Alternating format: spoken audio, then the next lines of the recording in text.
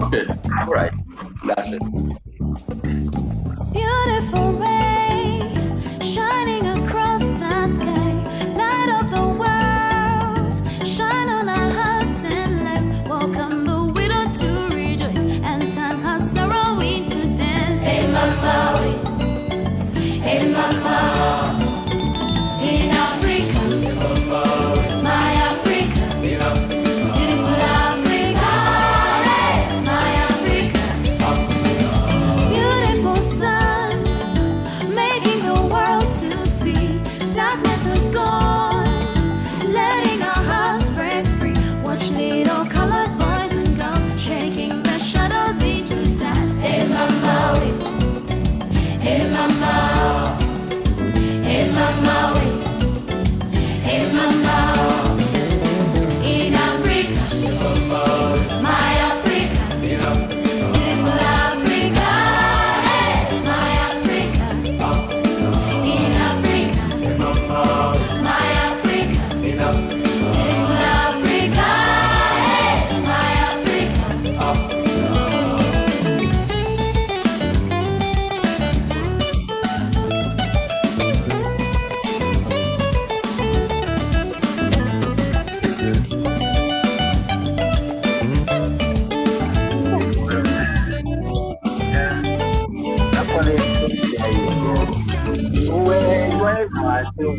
I speak of Africa as beautiful because of Jesus.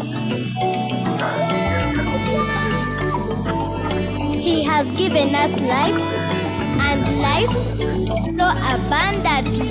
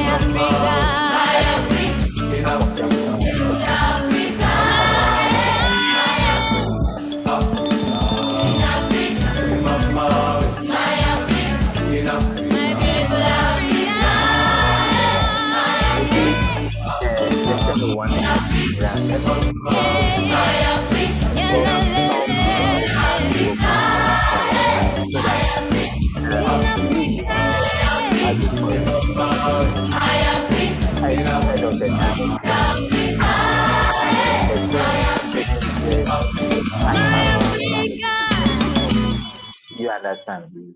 Now, so issues relating to medical practice within the sub-BMC must go through medical director. Then issues relating to the acquisition of technology etc., which goes in the Viva Africa! Viva, viva! Viva Africa! Viva Kuduro! Viva Africa! Viva, viva! Viva Africa! Viva Marcelo! Hey! if you are supposed to Hey! monitor Hey! and you have written, you usually write through. I do communicate. That is what Music it translates. the last thing we are going to do Afrobeat is you wrote brings fitness. through My confidence can make you love me. Kuduro, music Africa. Kuduro was formed in Angola, 1980s. Afrobeat. everything goes alive. If you love Africa, join me, come with us. Marimba of Zimbabwe, Kizombo of Angola, Maramita Mozambique, Sabu African melodies, bless to you, my motherland. Say, I say, I say. Viva Africa, viva, viva, viva Africa, viva Kuduro, viva Africa, viva, viva, viva Africa, viva Macero. Hey, hey, hey. My Asian friends, America, let me see in Africa. Kilo piano, Caribbean, Nava Latino. Hi, Havana of Africa.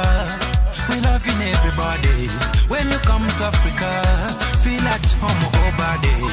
No matter where you're from, don't worry, my friend. It's so wonderful when people meet. Viva Africa! Viva, viva, viva Africa! Viva Kuduro! Viva Africa! Viva, viva, viva Africa! Viva Macero!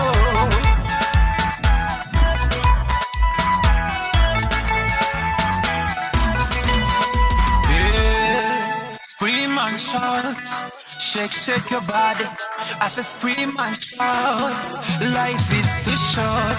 No matter where you come from, Africa is your home. Scream and shout, come dance with me.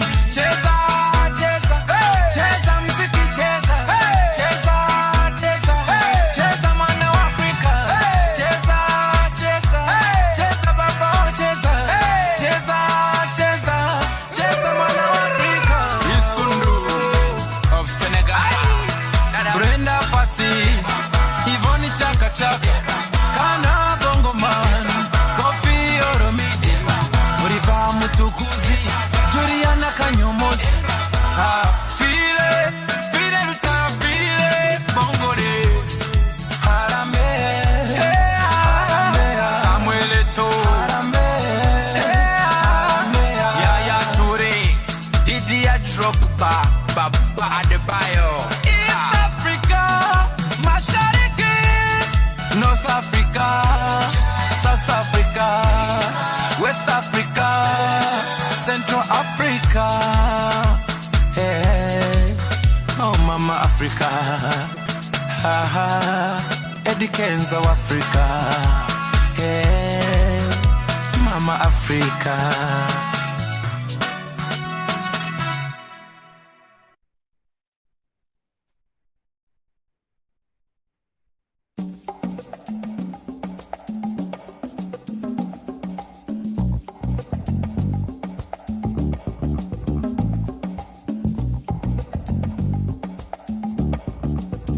In Africa, my Africa, beautiful ray shining across the sky, light of the world, shine on our hearts and lives. Welcome the widow to rejoice and turn her sorrow into dance. Hey mama, hey mama. In Africa, my Africa, beautiful Africa, hey, my Africa, beautiful sun, making the world to see. Darkness is gone, letting our hearts break free. Watch little colored boys and girls shaking their shadows into dust. Hey mama, hey mama, hey mama. Hey mama, in Africa, my Africa, beautiful Africa, hey, my Africa, in Africa, my Africa, beautiful Africa, hey, my Africa.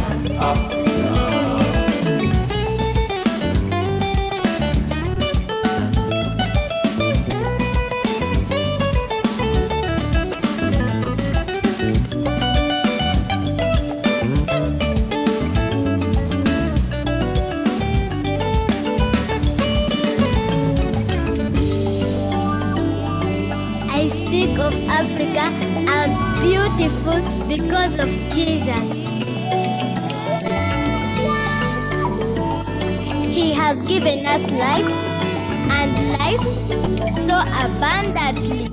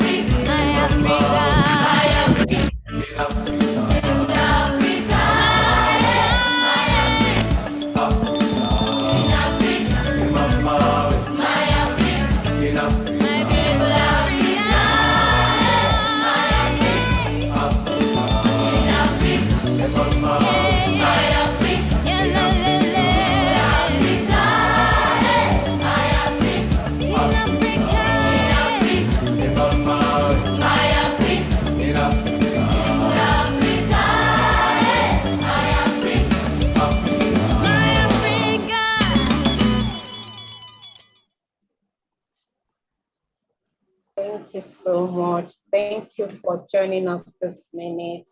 Good afternoon, distinguished guests. Good afternoon, our beautiful keynote speakers.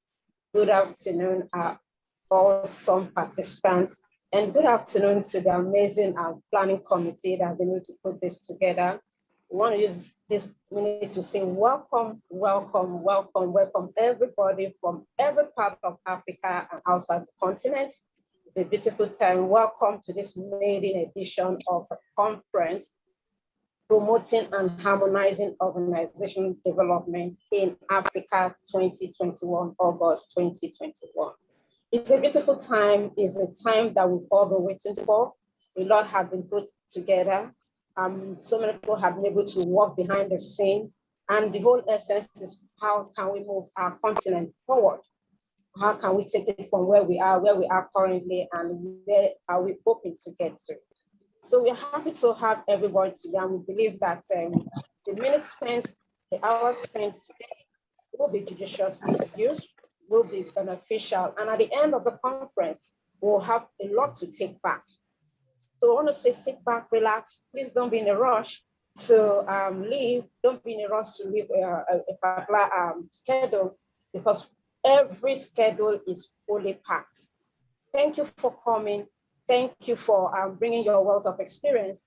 And we believe it's an opportunity for all of us to rub minds together. Let's see, how can we shed more light to our continent in terms of organization development? Let's see, how can we have a mind shift from what we are holding currently and what it should be. So at this moment, I'm going to hand over now to Dr. Justin, and he will take over from here. Thank you once again for coming. I know I'm going to have a beautiful time, and I'm sure everybody too will have a beautiful time. Good afternoon once again. Thank you. Thank you so much, Mary, for the wonderful welcome message there, and sincere appreciation to everyone who is here today. It's a confirmation and a testament of the significant role that the field that we represent plays in not only organization transformation, but in societal transformation. We are so excited, and on behalf of the planning committee, we are happy that we've made this through, and we are hosting this conference today with a focus on harmonizing and promoting organization development on the African continent. Allow me to indicate that this is a commitment that we are making this day to push this mission, to push this vision forward. And it's something that requires every hand on the deck as we advance the practice and research of organization development in Africa. We strongly believe that the field of organization development is significant, plays a strategic and operational role in our societies. And we then deemed it fit to collaborate and work together as African AODA professionals on the continent and out of the continent, and those who believe in the growth and development of the African continent. In a number of professions, we have organized group of professionals. And in OD on the continent, currently we don't have an organized group of OD professionals or OD practitioners. In as much as we are having different OD associations or institutions in our different countries, it is imperative that we come together and demonstrate the fundamental values of organization development. And one of the fundamentals of organization development is collaboration. And if we manage to collaborate, then we are true to the practice. We are not just in the field based on economic or materialistic benefits that it brings. So as we model the values of OD, particularly the value of inquiry and engagement, the value of collaboration, we need to work together as OD professionals and consultants on the African continent. So this is a welcome development which is aimed at expanding our profession, deepening the understanding of organization development on the African continent, and having OD professionals and practitioners on the continent playing a significant role in the development of the field of OD in Africa and beyond Africa. The efforts that we are putting together as the African OD Association does not exclude us from the international community. We are a part of the international community, and our interactions and engagements need to be collaboratively with other international bodies that we have that are advancing the field of OD on the continent. So it is my humble call this morning, afternoon, or evening, wherever you are, for us as OD professionals and practitioners to really hold firm to the fundamentals, the fundamental values of organization development, and model the fundamental values of organization development in the way that we engage, in the way that we relate. As an association, we need to prioritize co-creation and collaboration above competition. And this is one essential value in the field that we represent. We have 54, 55 countries on the African continent. We need to collaborate for the development of organization development and to move this profession forward. So this is a welcome development, and I welcome everyone who registered and joined this conversation. It's a new beginning. It's an exciting journey that we're embarking on, and we appreciate this commitment. Thank you so much. I will hand over now to Mr. Alex, who is going to present briefly about the African OD Association Constitution and what we've put together so far as we proceed. Mr. Alex.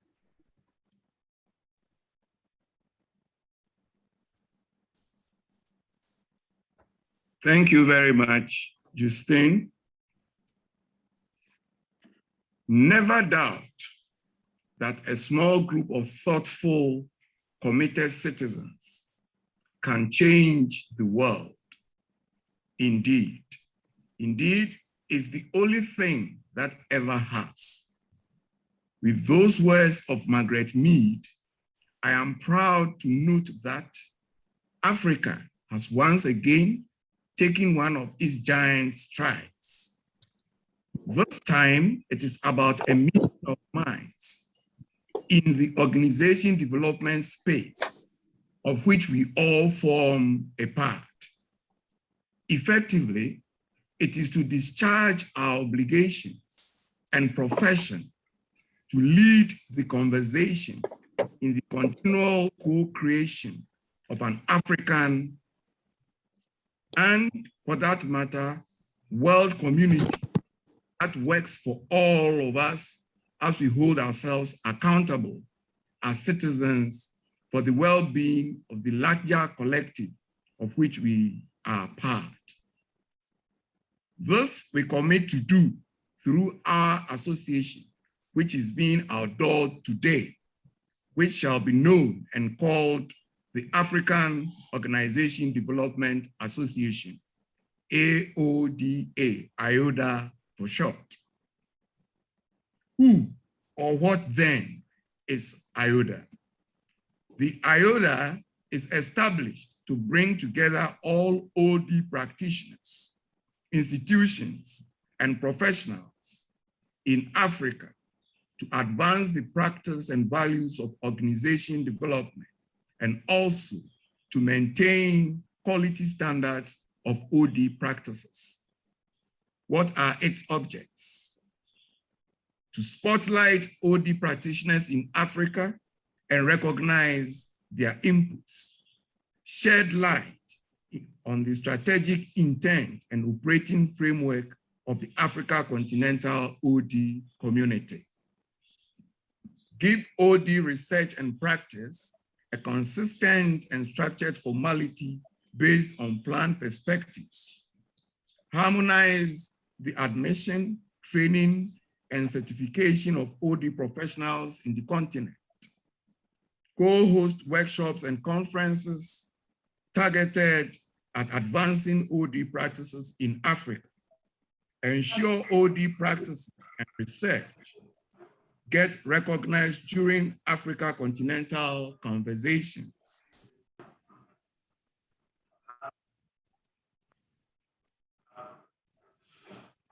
Deploy OD as a platform for dialogue on resolution of pertinent continental and national issues. Enhance skills, competences, and popularize the activities, skills, and achievements of members. Encourage members to participate actively in the affairs of the association and undertake projects that will enhance the image of the association. Governance. The association and all its activities shall be regulated.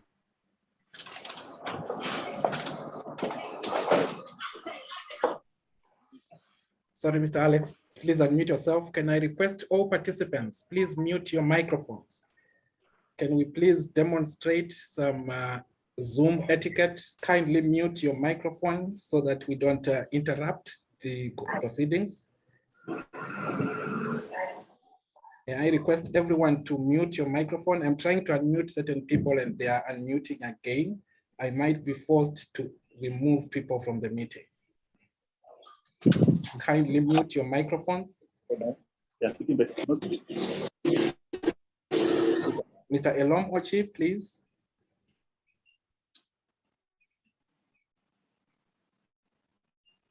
Governance. The association and all its activities shall be regulated by the Executive Council of the association. Currently, it is governed by an interim executive committee. Members of the interim executive committee are as follows. Chairman, Professor Noble Kumau, President, Organization Development Institute, Ghana.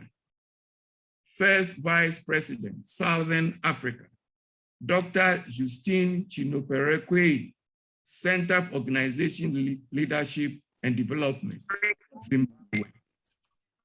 Second Vice Chairman, Western Africa, Dr. Gabriel Biel Benaku, President, College for Community and Organization Development, Ghana. Third Vice Chairman, Eastern Africa, Dr. Christine Mushubwe, Vice Chancellor, UNICAF University of Zambia. Fourth Vice Chairman, Northern Africa, and the name is to be announced in due course. General Secretary, Ms. Mary Emayem Eshiet, Head HR and Operations, Jemima Nigeria Limited, Nigeria. Assistant General Secretary, Mr. Alex Amisa, Manager, Organization Development and Performance Management, Ghana Great Company Limited, Ghana. Publicity Officer, Dr. Violet Makuku, Quality Assurance Specialist, Project Manager, Initiative and Workshops Coordinator, Association of African Universities, Ghana. So, who can join AODA?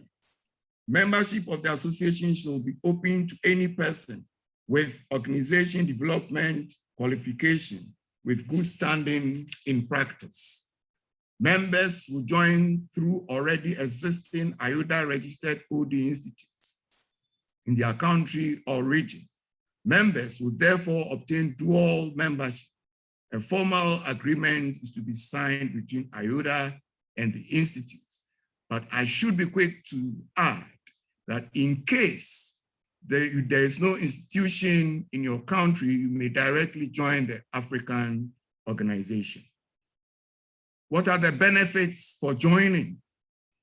Access to leading research, local, continental, and global networks, being part of a broader purpose, a listing in the AODA register, opportunities to contribute at various fora, access to webinars, and special opportunities that will sharpen your skills. Fees and subscription. Based on the membership category, each new member shall pay a registration fee and the annual subscription payable before such a member is admitted.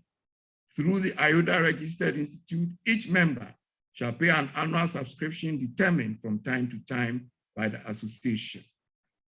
Membership register. The association shall maintain a register which shall contain the names of all members, which shall be accessible to all registered AODA institutions. The secretariat. The secretariat of the association shall be located in Ghana following adoption of this constitution and subsequent registration of the association. The adoption.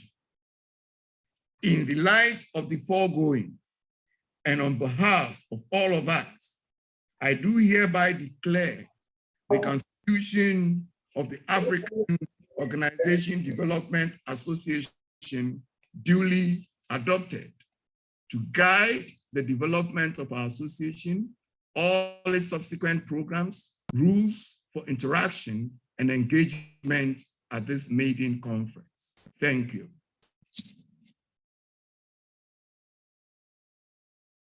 Thank you so much, Mr. Alex, for that articulate presentation on the AODA, African Organization Development Association Constitution, and the framework that is going to guide our activities henceforth. As we start this conversation, we're going into the two keynote presentations to enlighten us on what organization development is, its status on the African continent, and the prospects looking ahead as we establish this association. Allow me at this moment in time to introduce Professor Noble Kumau, President of the Organization Development Institute and Chairman of the African Organization Development Association, to present his keynote address. Over to you, Prof. Thank you, ladies and gentlemen. It's a great day for Africa, a truly great day for Africa. For Africa to have its own OD association is a major achievement, and we hope we can very quickly put our heart together and make the presence in the OD field felt throughout. Thank you very much, Dr. Justin. It's a very powerful start. My topic, as has been said, is OD in Africa, the genesis, opportunities, and challenges.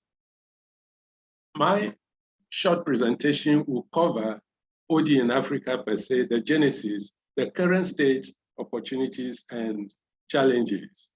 I'll start with a quote. Africa was blessed with OD through ESAPs.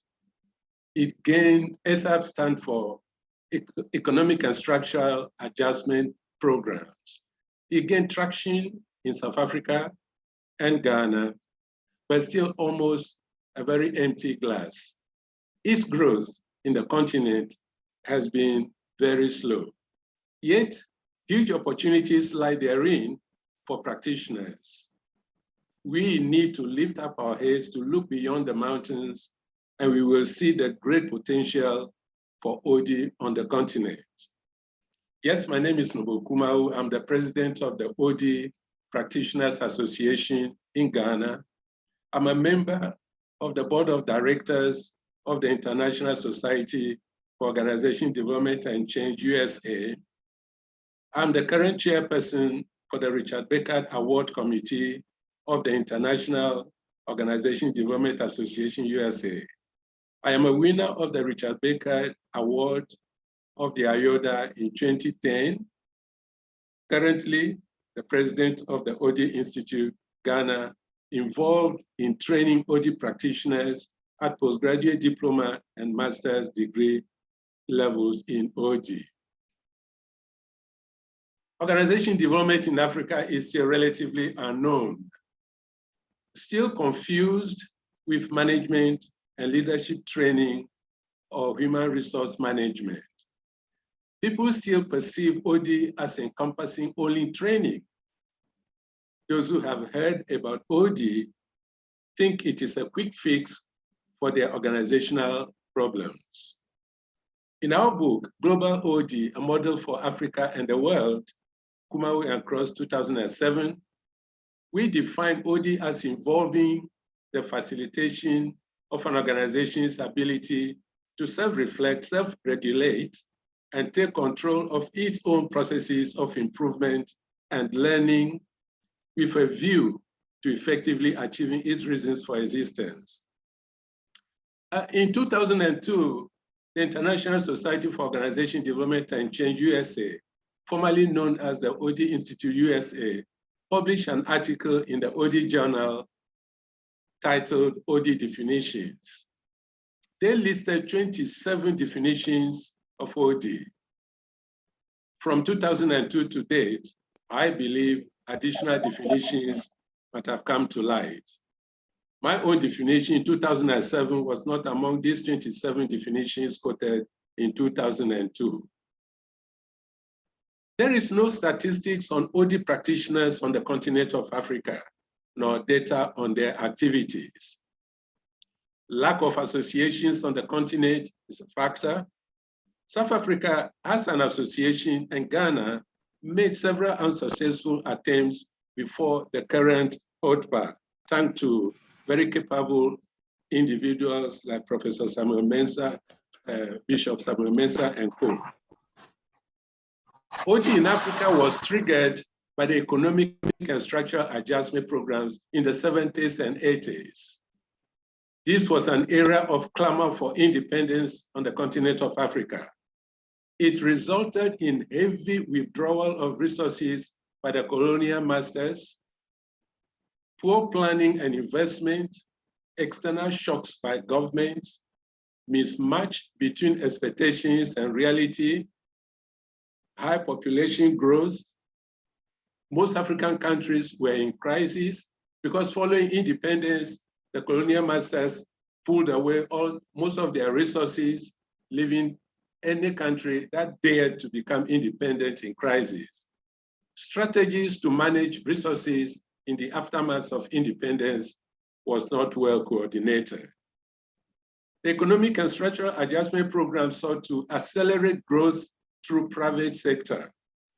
It also sought to restructure public sector systems that existed primarily to benefit the West.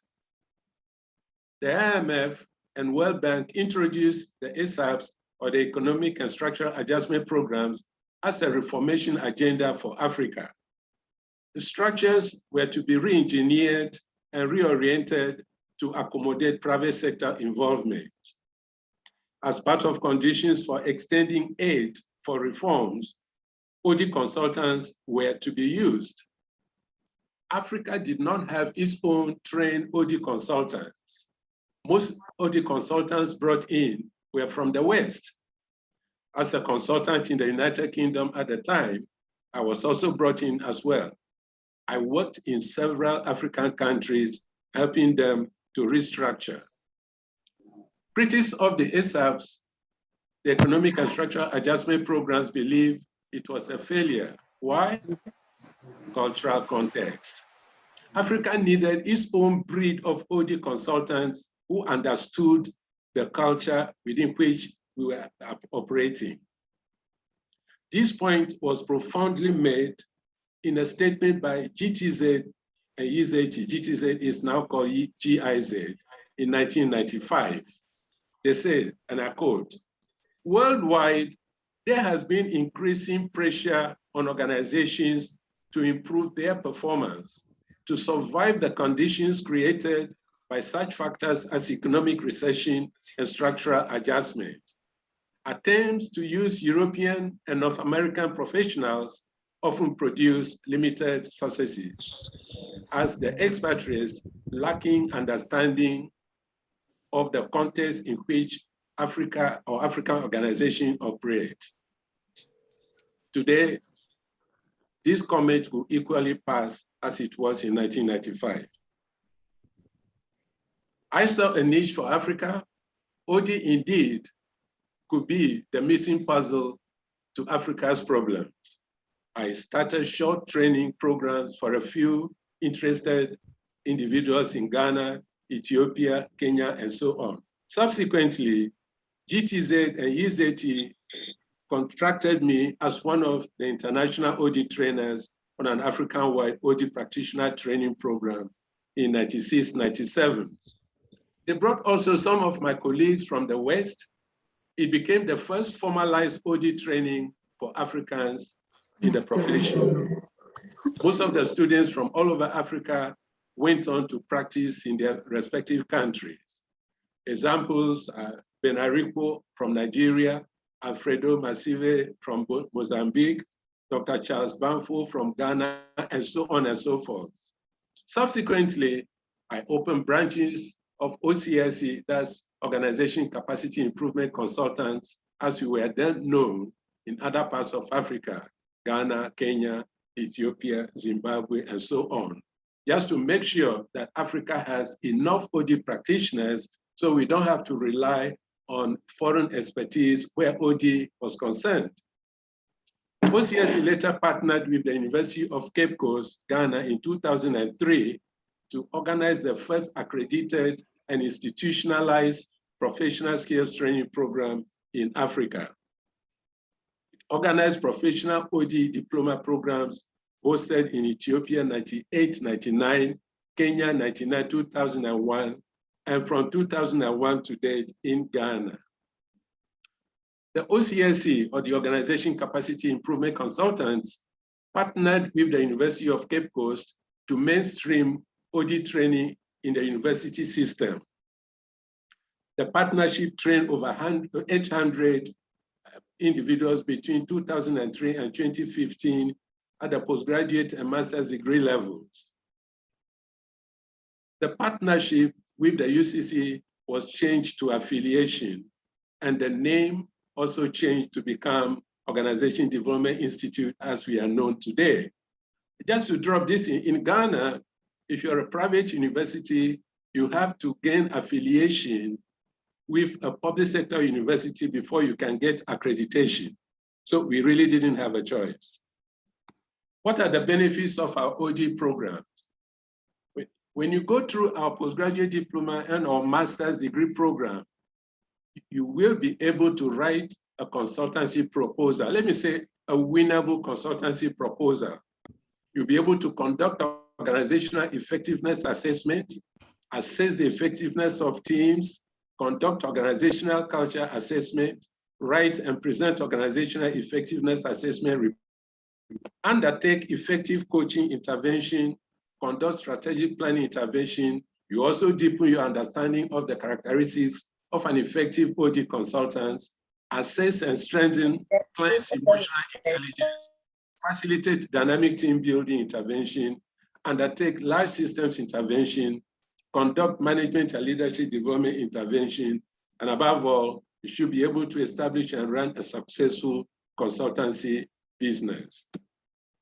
What is the current state? In 2015, we changed the business model with the UCC partnership to affiliation, as I said. Currently, the OD Institute remains one of the leading graduate training institutes for OD in Africa. We need more of these institutions. Some institutions have OD as part of other courses they run, like HRM, like management. They tag a little bit, 1 week, 2 week input on OD, on these courses.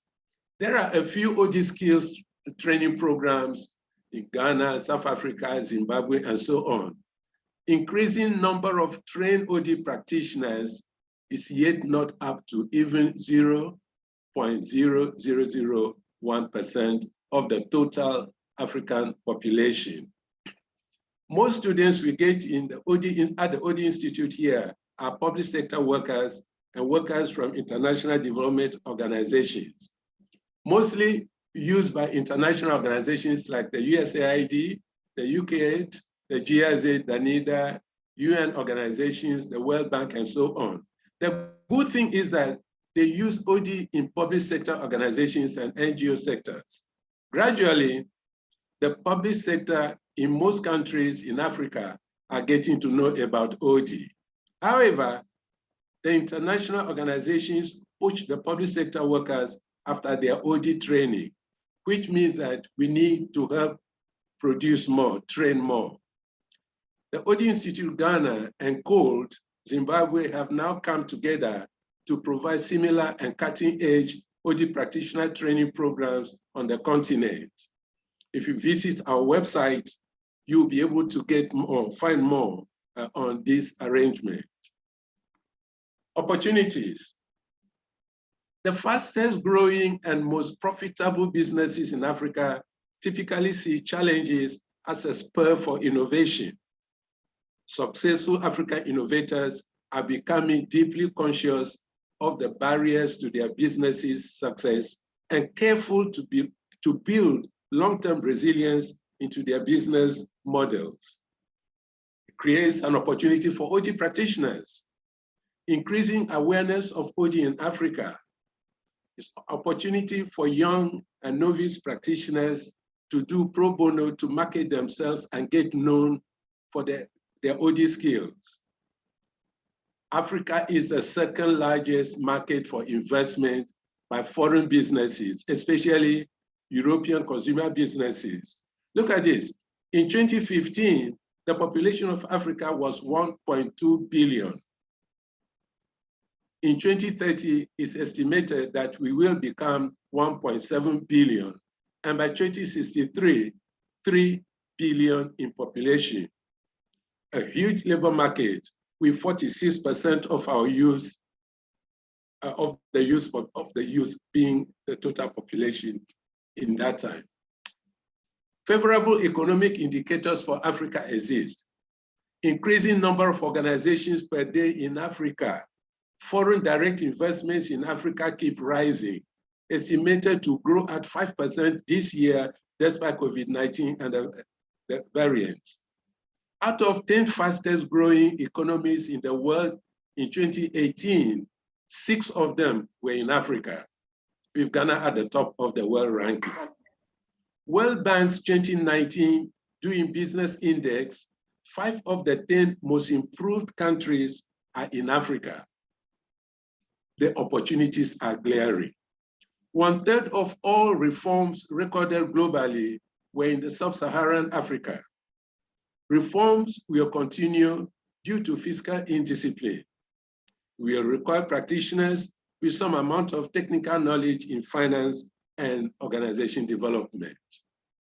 Mergers and acquisitions will need OD practitioners.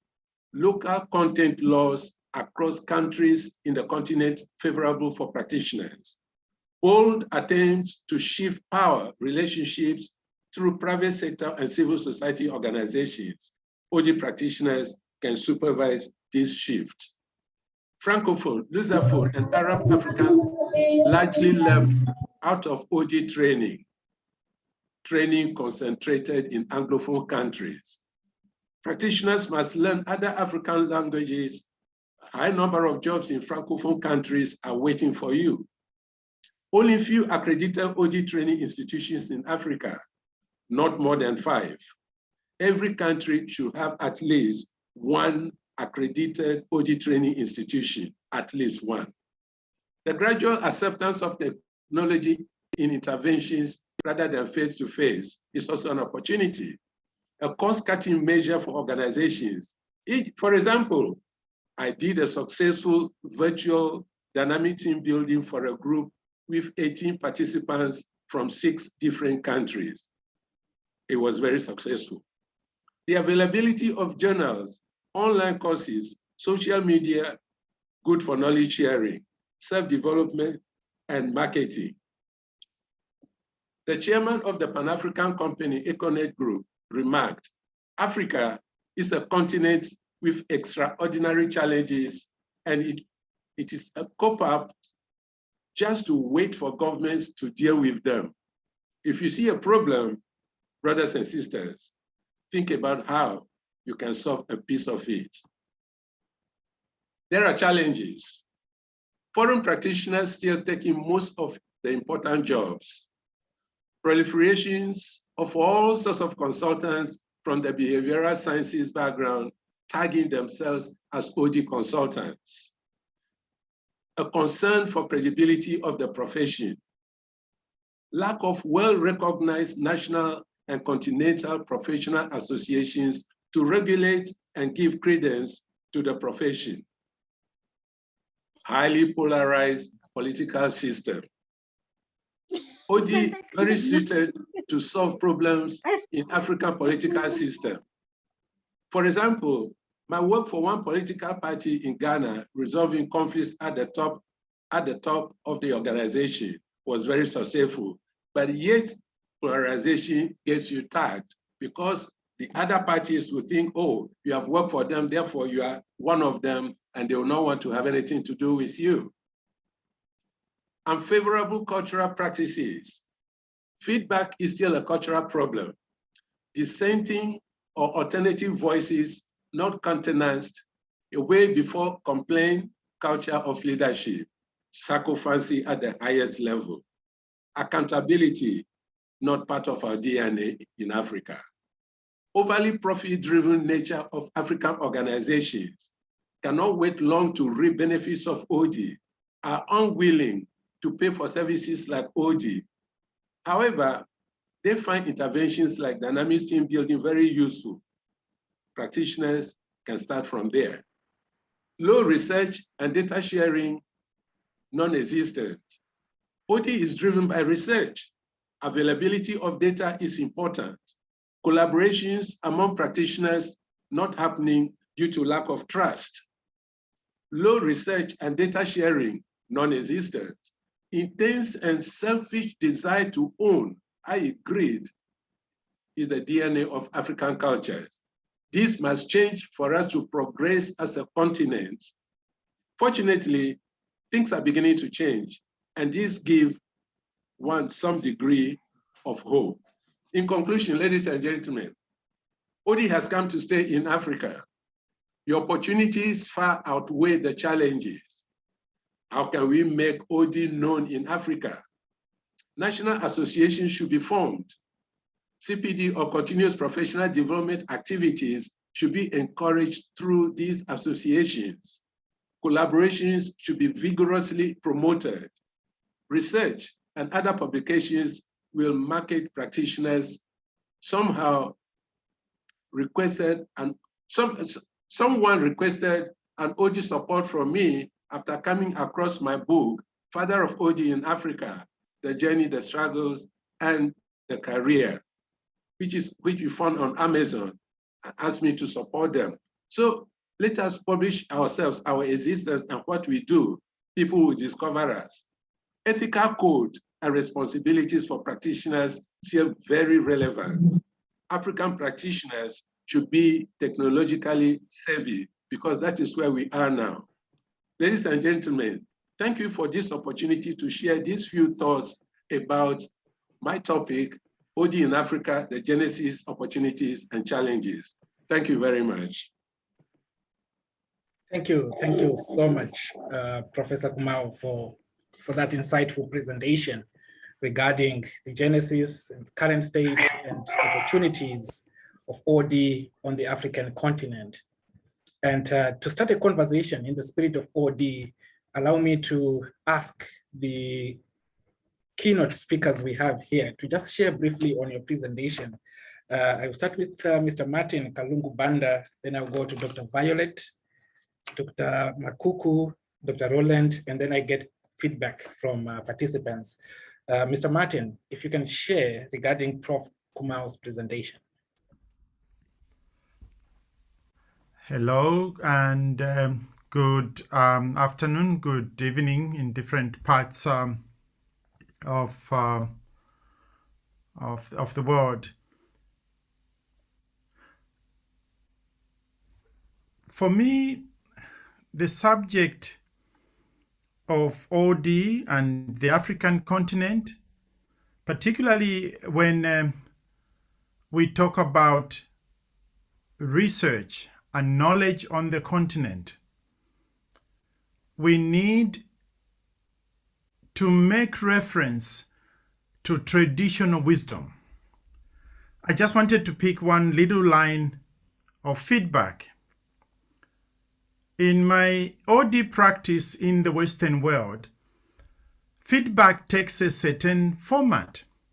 And if I take that to my mother continent, I need to learn how feedback was traditionally given in order to professionalize it.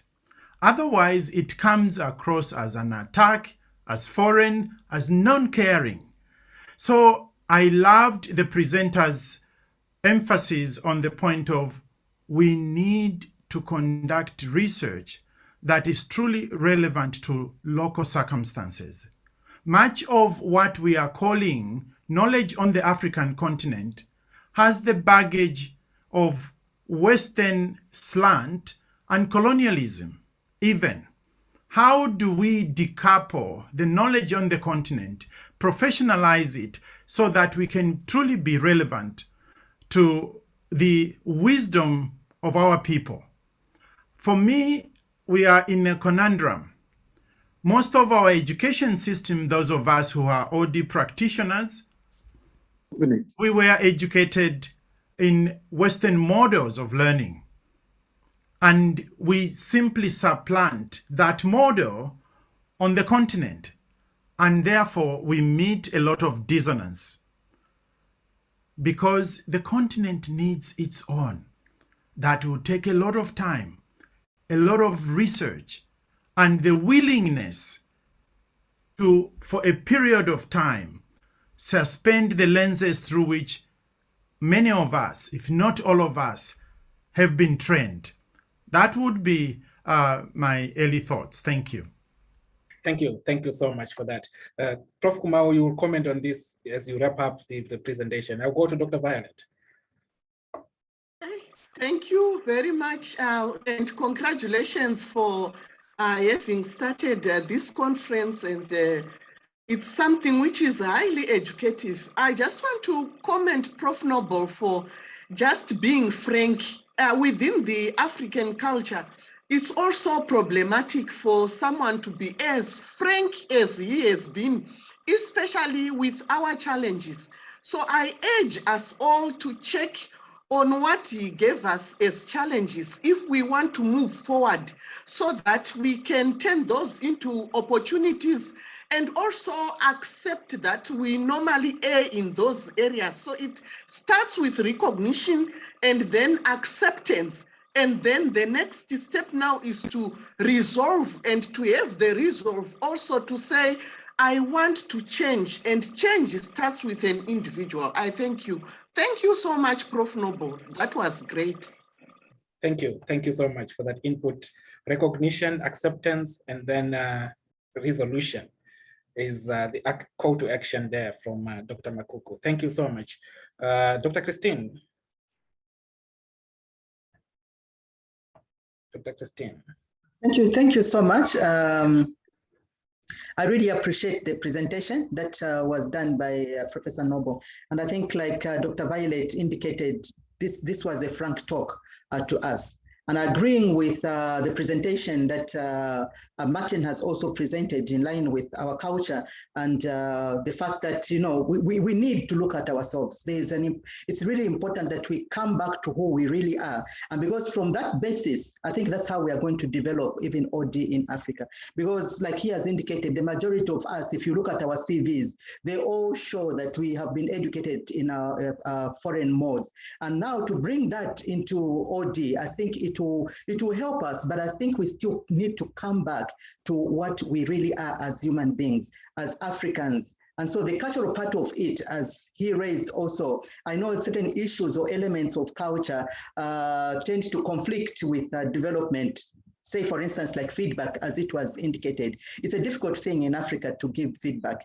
It is given in other ways, and you need to learn that that is feedback which has been given. Just as forgiveness, probably, if people will say, if you want to be forgiven and you are expecting forgiveness, just look at the actions, then you will know that you have been forgiven. You know, so we've got certain elements of that nature that we need to sort of like dispel, but we have got it all in Africa, and OD can actually grow in Africa. It is us, the Africans, that need to develop it, and it is going to develop. So thank you so much, Professor. At least we now know the genesis of OD. And if you, the nobles, the fathers of OD, why should it fail?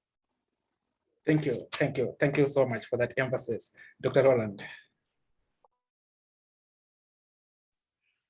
Well, I listened to Professor Noble and I said to myself, what am I going to say when it's my turn to present my thoughts on OD?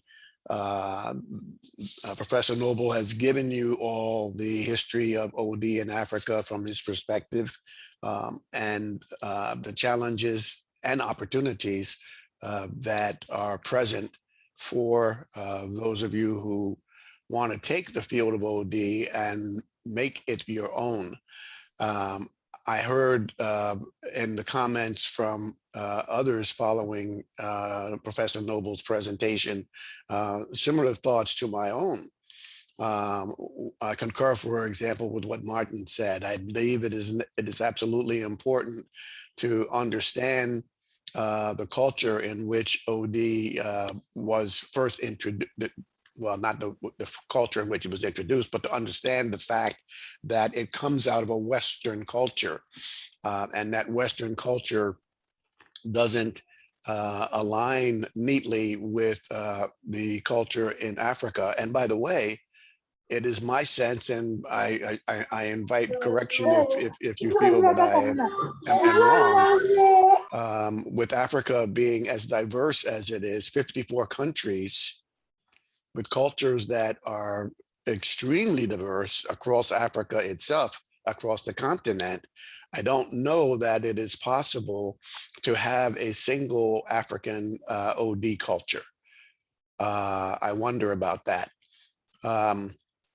Nonetheless, when I do have my opportunity to present my thoughts, you will be hearing me talk a little bit about the history of OD and how we got to where we are in the West. And I will also comment on my perception that in order for OD to be effective in Africa, that it must adapt. And it is those of you who sit in the various countries across the continent who will have to help take the principles and the values and the fundamentals of OD and figure out ways to help it adapt in your respective countries. And I don't believe it will be the same across all 54 countries. Thank you. Thank you so much for that submission. I will ask Prof. Noble to respond to these comments. Anyone else in the Zoom room who has something to share, a question to ask, please feel free in the spirit of organization development values. Comments? Dr. Houston, can yes, you hear go me? ahead. Thank you. Can you introduce yourself? Then you go ahead with your submission. Hi, Dr. Houston, can you hear me? Yes, Elon, go ahead. No, Gabriel. Okay, Gabriel, go ahead. Gabriel from Ghana, yeah. Good afternoon and good evening and any other time of the day. Greetings from Ghana. It's still afternoon here. To all of you, I've joined the conversation. I will have time to make my input as we go along, especially tomorrow. But I just wanted to congratulate my professor, Nobu Kumawu, for all the presentation and what he has done for me in particular and other OD professionals in Ghana. It is because of him I'm able to establish a fully fledged OD college in Ghana for Africa. So I give him the credit for that, and I need to make it officially known to everybody. My take simply is OD existed in Africa long before Kedluin works was published, except that in Africa, we did not document. We didn't document the processes, but we had our form of OD that we were practicing from birth. Our institutions in Africa were practicing some form of OD contextualized, which today has been propagated and promoted in other parts of the world over the last 74 years ago, which we are now trying to reintegrate and relearn and re-promote our part or our model of OD that existed long before. There are a lot of literature I will be presenting for us to know even feedback that existed in the early 19th. That Africa practice.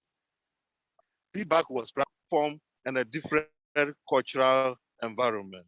Transformation, as we all know in OD, existed in the African cultures long before we even gained independence. And our people use symbols to signify how we aspire to transform ourselves from one state of our communities to another set of communities. So OD existed. We did not document and we didn't reuse their knowledge. That has been the bane of Africa's development. OD actually existed before the structural adjustment programs, except that we will allow people to be driving the change for us in Africa. As Prof. Noble said, we need to have our own set of conscious processes and code of ethics that will now drive all of us to go back to our roots and highlight what worked well for us right from our birth in Africa.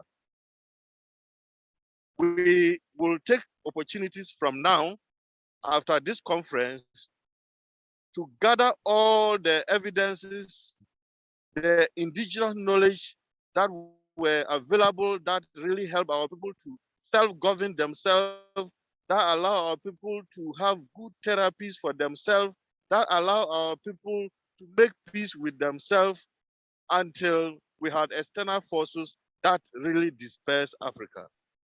So I wish you all well as we begin this journey to come together, to bring our expertise together, to diagnose what existed in Africa together, to promote the good ones in Africa together, and to transform OD within the Africa culture and perspective, so that we have our own baby, nature our own baby to become an adult. I wish all of you well. Thank you very much. Thank you, Doc. I recognize you now. I was searching your name on the list. This is Dr. Gabriel Benaku, President of the College for Community and Organization Development, and he will be making his presentation tomorrow as our keynote speaker as well. Thank you for that submission. In the interest of time, we need to get our next presentation. If you have any questions, please put the questions in the chat box. Can I ask Prof. Noble to give his closing remark regarding the comments in the chat box and what has been submitted here by the keynote speakers regarding your presentation? Prof, in 1 minute. Thank you very much. And I like the points that were raised. The discussion could go on for the 2 days without taking any more keynote speeches, because there's so much that we can delve into, but time will not allow us. Let me start from where the contributions ended, Dr. Gabriel Gill, that OD existed before Ketlumi and others talked about OD. Well, it may well be so. You know, in Africa, we say that if you want to hide something from an African, put it in a book. Because we are not vivid readers, we don't read as much as they do in the West.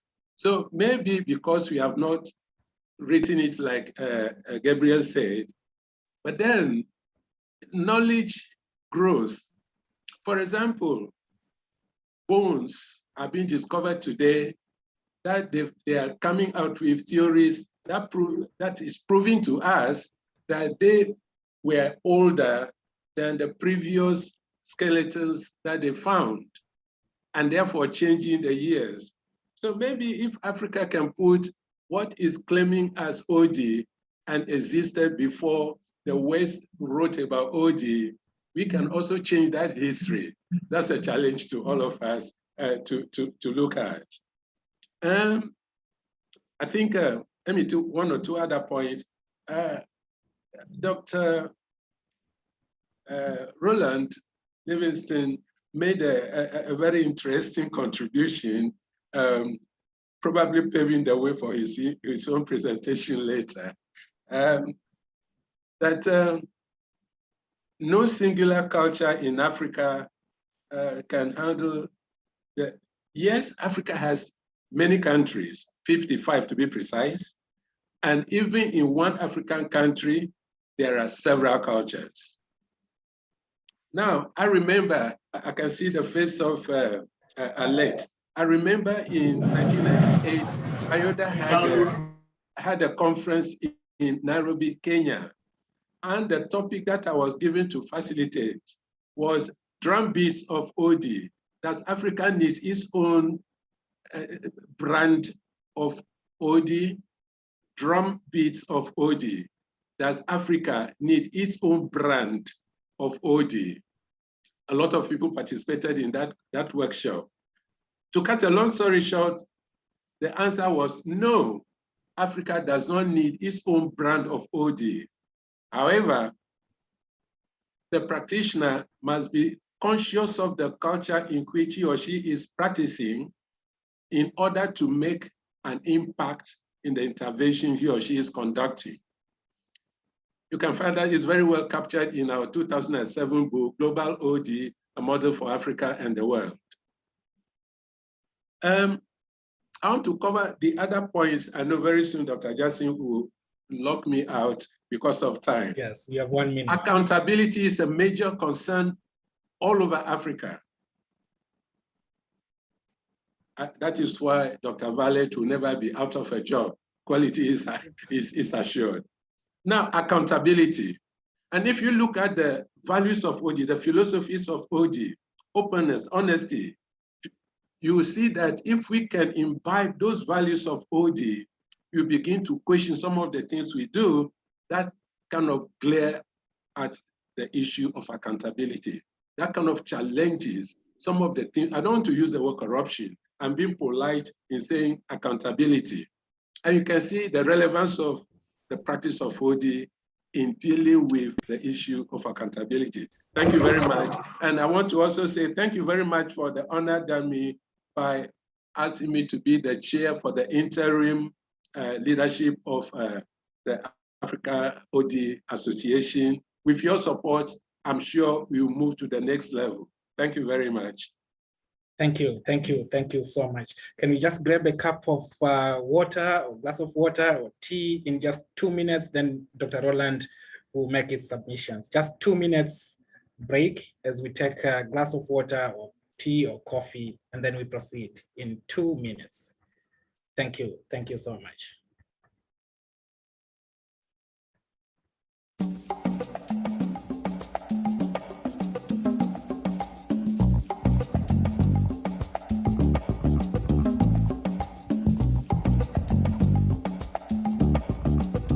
In Africa,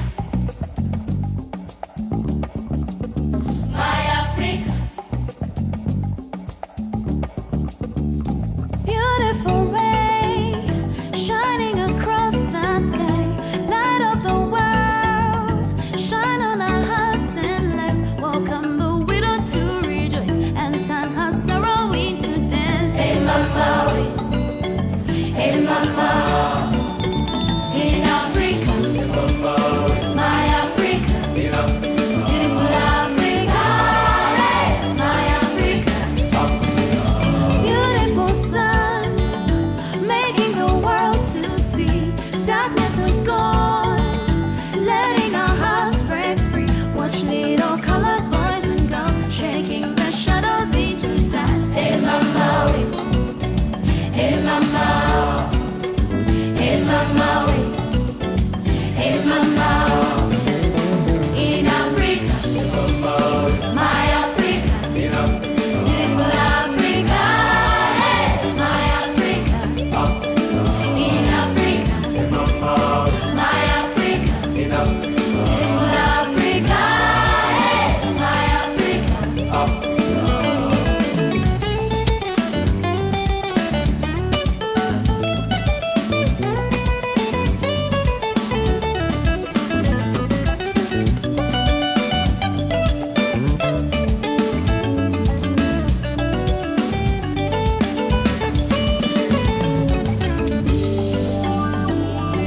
I speak of Africa as beautiful because of Jesus. He has given us life and life so abundantly.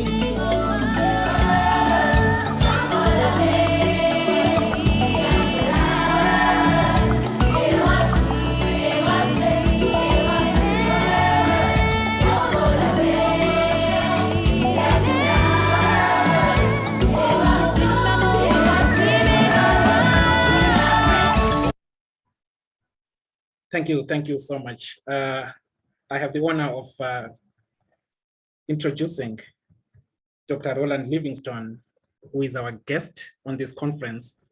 Dr. Roland Livingstone is the President Emeritus of the International Society for Organization Development and Change. And he will be speaking to us regarding organization development from a Western perspective and some of the key concepts probably that we need to pick in OD. Dr. Roland, over to you. Thank you, excuse me, Justin. I am delighted to be here, and I have paid close attention to what has been said thus far. And I am mindful of the fact that I do come from and bring a Western perspective to the field of organization development and change. And so when I heard what Professor Noble had to say, it made me think about how will my presentation land on the ears of each of you as you think about today, the very auspicious beginning of your organization as you seek to grow organization development in Africa. I commend you on the launching of the Africa OD Association, African OD Association. I think it is timely. I think it is necessary. I think it can be extremely helpful in bringing an understanding of the field of OD to many individuals and organizations across the continent. And I just want to share with you from the perspective that I grew up in the field of OD, what it is that moves me and helps me to understand what makes OD OD.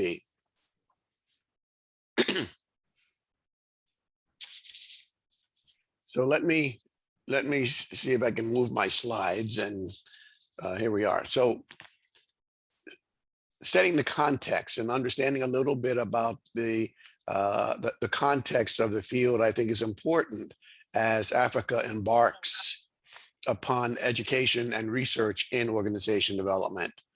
I think it must begin with an understanding of the state of OD today and how it is linked to where and how the field began. The roots of OD are anchored in the larger human relations movement of the 1950s. And those roots were nourished by ideas that promoted self-expression, individual agency, looking for ways to release human potential, and building upon and encouraging human growth in the workplace. These were the same forces that supported parallel growth in the fields of social and developmental psychology. And OD utilized many forms of laboratory education, including T groups in the United States and the socio-technical systems thinking from the British Tavistock Institute. And OD's popularity was spurred by the development of survey research methods and expanding interest within and outside of colleges and universities in issues of individual and group effectiveness. Survey research methods. And I heard already today the importance that the Africa OD Association places on research and how important that will be going forward, so that the things that are learned from the practice of OD can be incorporated in the body of knowledge about the field of OD in Africa. But I am reminded of the early practitioners in the field, people such as Kurt Lewin, Chris Argyris, Abraham Maslow, Douglas McGregor, Edgar Schein, all of whom promoted the value of learning from experience and modeled the importance of linking theory and practice and research, which gave OD its distinctive dual focus on understanding how organizations can and should operate as they work to help improve themselves. So what is OD? David Jameson and Chris Worley, two great scholar practitioners of my generation, answer this question by saying OD is a process of planned interventions utilizing behavioral science principles to change a system and improve its effectiveness, and that it is conducted in accordance with the values of humanism, participation, choice, and development, so that the organization and its members learn and develop. The organization and its members learn and develop. Excuse me. So what makes OD OD?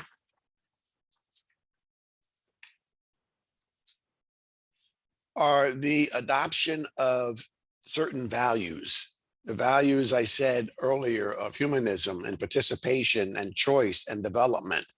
And these values guide the consultant's behavior the practitioner's behavior in the choice of intervention methods and process design, in helping an organization and individuals within organizations in pursuit of their desired outcomes, the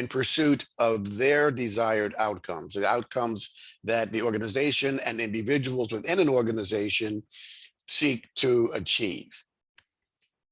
OD practitioners rely most heavily, but not exclusively, on the application of knowledge and methods from the behavioral sciences and apply those to organization systems in order to produce a set of interventions and targets for change. The behavioral sciences include those that you see here on this slide, things like cognitive neuroscience, psychology and economics, the behavioral aspects of biology and law and psychiatry and sociology and political science. And all of these are needed in some way to affect the development of individuals, groups, and organizations. And understanding that they are all part of the behavioral sciences and that they are in many ways operative within an organizational system is an important thing for organization development practitioners to pay attention to and to acknowledge. So the organization development effort is related to a total organization change. And that means taking a look, for example, at a change in the culture, taking a look at the reward systems or the total managerial strategy within an organization. There may be many tactical efforts that work with the subparts of the organization, but the organizational development pursuit and activity has to focus on the total system. The system to be changed is a total system, a total relatively autonomous system. When I say autonomous, that's not necessarily a total corporation or an entire government, but it refers to a system which is relatively free to determine its own plans and its own future within the general constraints of the environment in which it operates.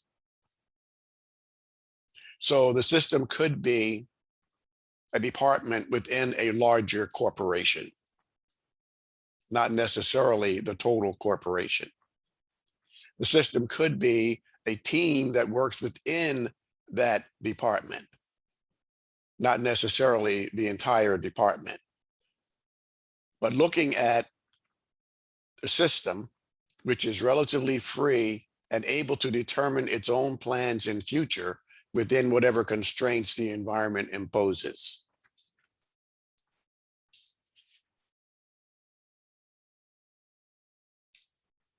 So OD uses the client-consultant relationship as a tool of change, putting more emphasis on managing that relationship than in any other managerial or management consulting approach. One of the things that I believe, and that I believe very firmly, is that everything is about relationships. And the client-consultant relationship is critical to effective organization development consulting. Edgar Schein talks about the importance of asking questions. And when I work with leaders and managers in organizations, what I generally attempt to do is to find the right kinds of questions to ask that will help my client think about the challenges and opportunities being faced, and at the same time to help my client think about the answers that he or she may have to those questions. So Schein talks about the importance of asking questions And the term that he uses for the kind of question that makes for an effective relationship is humble inquiry. In organization development consulting, it's not advisable to tell a client what to do, since one of the goals of that relationship is to equip the client and the client system to be able to create its own capacity for development.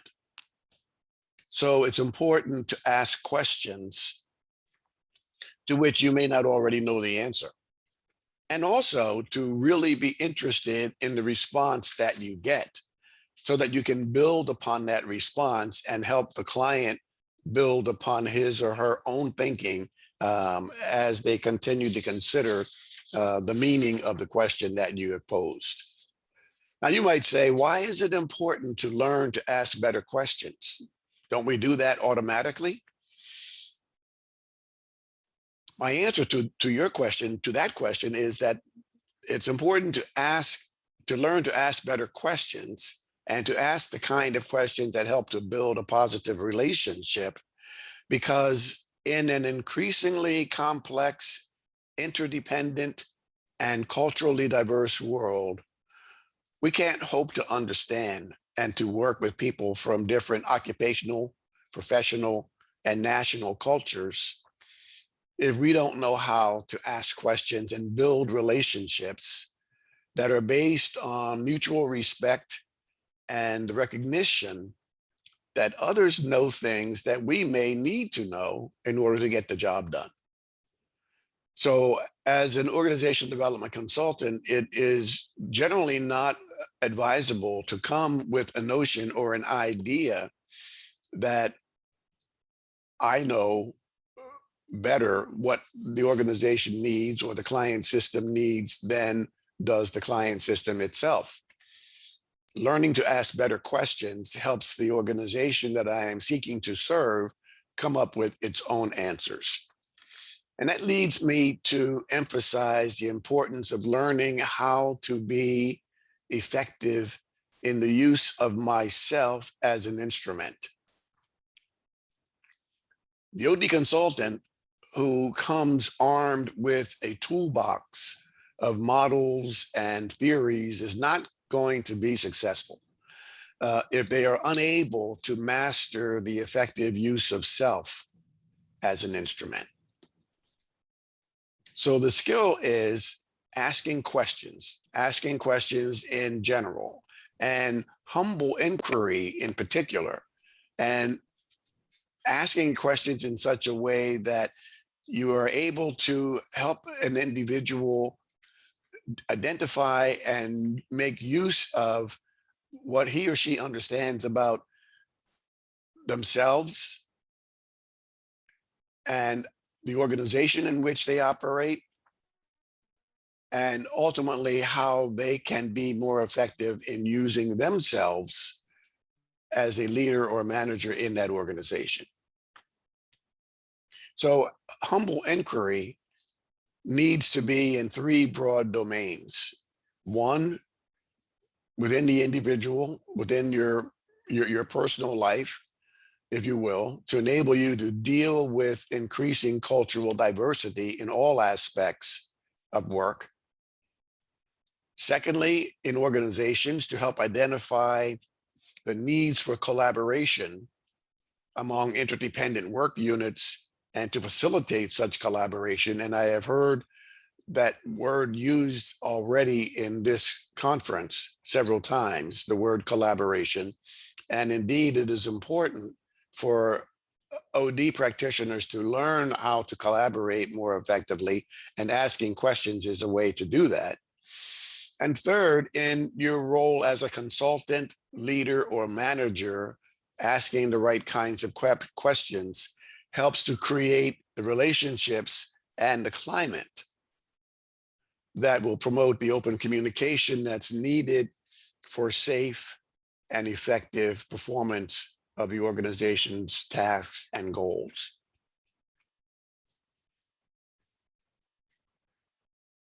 The nature of the consultant role and the client consultant relationship, keeping in mind who's in charge, what is the process that we are undertaking, to what extent and in what ways should I involve the client, what are the power dynamics in that relationship, what are the boundaries that need to be tended to in that relationship. All of those are important to pay attention to as the core client and consultant behaviors develop. And the behaviors that need to develop to ensure a harmonious consultant-client relationship, those behaviors include building trust, being open and honest and authentic, and again, collaborating effectively, and being careful about the kinds of questions that are asked. All of these are essential to a successful engagement.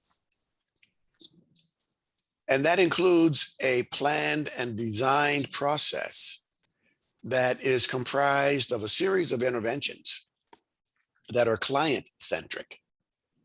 That is to say, they are based on the client's characteristics, the client's capabilities and capacity, and yes, the client's readiness to engage in an organization development and change process. Readiness is extremely important. Building an effective client-centered, a client-consultant relationship is important in being able to assess the readiness of the client for moving forward. And then moving forward using data-driven diagnostic and evaluative processes in a cyclical fashion, design and execution rounds, time after time after time, keeping in mind that things are changing so rapidly in organizations these days that the cycle of action research becomes shorter and shorter each time around. So what makes OD OD? Again, it is a customized process. And this is where the relationship that's built between the consultant and the OD savvy manager is important. And I use the term OD savvy manager because it's important for OD consultants, I believe, to recognize that not everyone understands organization development in the same way. And certainly not everyone wants to be an organization development consultant. But if we do nothing more than help leaders and managers in organizations understand that process consulting is important, and that as an OD savvy manager, that manager can be more effective, that in and of itself will help in building an effective consultant-client relationship. Understanding the value of the process, an OD savvy manager gets involved in the active management of deviations and redesign of processes toward an intended or desired goal. What does that manager do? The OD savvy manager helps in dealing with inertia. Oftentimes inside of an organization, there is a tendency to not want to move. But an OD savvy manager, understanding the culture in which he or she is operating, can use oneself to overcome that inertia. The OD savvy manager can help in managing resistance to change. Within an organization, there are a number of ways that individuals, groups, teams might exhibit resistance. The OD savvy manager with whom the OD consultant has partnered is able to see that resistance in ways that the consultant himself may not be able to see. And with that viewpoint, the OD savvy manager is capable of helping to manage resistance to change. That manager also provides support for emerging issues because things hardly ever proceed smoothly in the direction or way in which they might have been intended. So as emerging issues arise, it is the OD savvy manager who provides support for dealing effectively with those emerging issues. And that includes intended as well as unintended consequences and any shifts in the environment. And the OD savvy manager also helps to support a customized process that leaves very little room for pre-packaged programs. If you think you know step 2, what you're doing is probably not OD. So paying attention to what the outcome is of any individual step is important before deciding what step 2 might be. What makes OD OD is the increased performance and culture that's represented by organization improvement and the development of organizational capacity. And the individual development is evidenced by enhanced knowledge, skills, behavior, and potential of members of the organization. So how is OD different from management consulting? It helps an organization to increase its capacity to change itself. It helps an organization in individual development and the development of potential within individuals in the organization. It is values-based, based in humanistic principles. It is behavioral science in organization systems. It is client-consultant relationship in change. It has an action research orientation and ongoing data and client capabilities that guide the design of the process.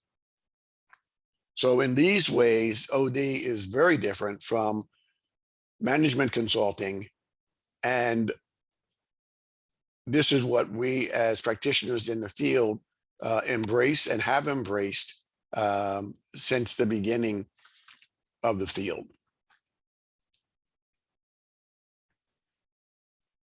So I can't talk about OD without discussing ethics in OD.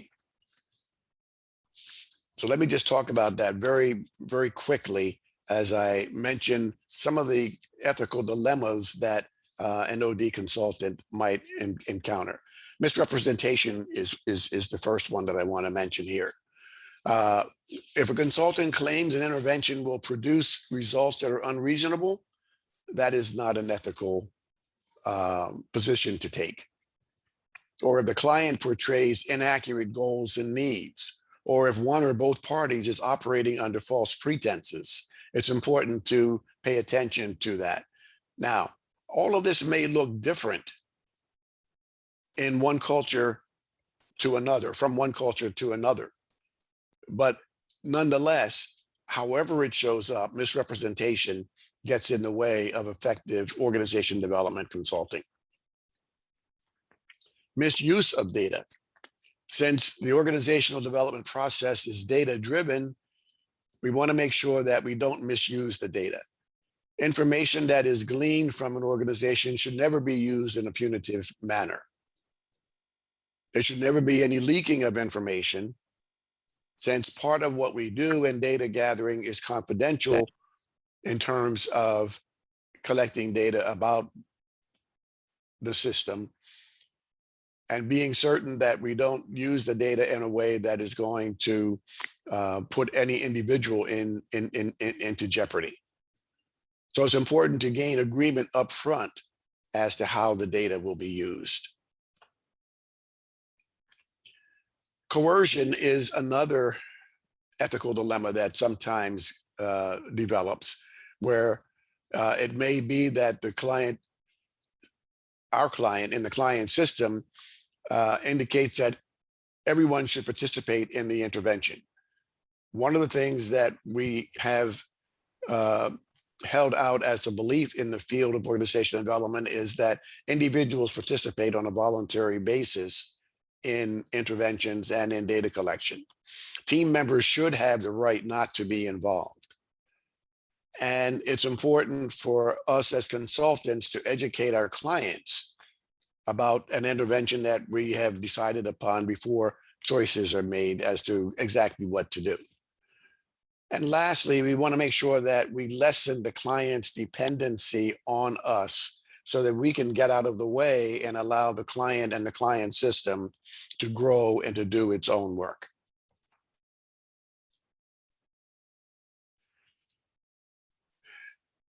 Another ethical dilemma could be a value and goal conflict. The purpose of the change effort needs to be clear. And it is important in the client-consultant relationship to agree on how to pursue the goals that have been identified. And there should also be agreement upon whether to withhold services from the organization with whom you are engaged. Especially if there are things that are going on within the organization that you do not agree with. If you come to the point where you're looking at something that is occurring in the organization and you say, that doesn't feel quite right to me from a values standpoint, it doesn't sit with my personal values, then a choice must be made as to whether, as a consultant, you're going to continue with that engagement or if you're going to look for a way to disengage and perhaps offer some other alternative to the client system. And the last thing I want to comment on is technical ineptness. Sometimes consultants attempt to implement interventions that they are not skilled to do. That is something that should never occur. There are a number of models and theories that OD practitioners are often exposed to, trained in, learn about, and in some instances feel that a particular favorite is one that they want to use all the time. That is not going to work well for a client system if the problem that you have been brought in to help that client deal with is not the same, is not appropriate to that particular model or theory that you have decided is a favorite of yours. So it's important to choose the right intervention and one that is related to your values, your skills, your abilities, and what the problem is that the organization is seeking to deal with. So those are the points that I wanted to bring to your attention in this presentation this morning or afternoon. It is morning for me. I'm not sure what time it is where any of you are, but I will stop with that and see if there are other questions, if there are questions for me, and I will throw it back to Dr. Justin. Thank you so much, Dr. Rowland, for that presentation, emphasizing some of the fundamentals in consulting. And because of our time, I will ask people from different countries to share their insights in about 1 minute, 30 seconds. 1 minute, 30 seconds so that we manage our time. I see from Kenya, there is Rachel Gatagu. If you can help us with the feedback. And in Zambia, I see Mabel, your comments in the chat box. If you can also help us with the feedback. And anyone in South Africa, and I will ask Arlette to also share insights. And others, can you raise your hands so that we know how many people will share some insights? I'll start with Dr. Violet for now. Thank you very much. Hey, Roland, you have re-educated us. Thank you so much. Without wasting time, I want to say, he emphasized the issue of giving the client respect. I just want to say, being humane, it's at the core of it. Just being humane. And then what he continued to talk to us about was also to give a space to the client. Me, I see listening skills sometimes as a problem. If we think we know it all and then also we don't listen carefully to what our client is saying, we may miss certain things. We also need to ask them, what do they mean by this? But we can only do so if we have listened carefully and give them the opportunity to also express themselves. Then I wanted to ask Roland very quickly. You talked about working within the theories in within OD. Are there no instances where sometimes you may need to sort of adapt and adopt according to context, that the available theories may not necessarily all work, but you are now trying to blend and see what suits the context? Thank you. Thank you, Dr. Justin. Thank you so much. Dr. Roland, can you put a pin on that question from Dr. Violet? Rachel Gatagu in Kenya, can we hear your voice from there?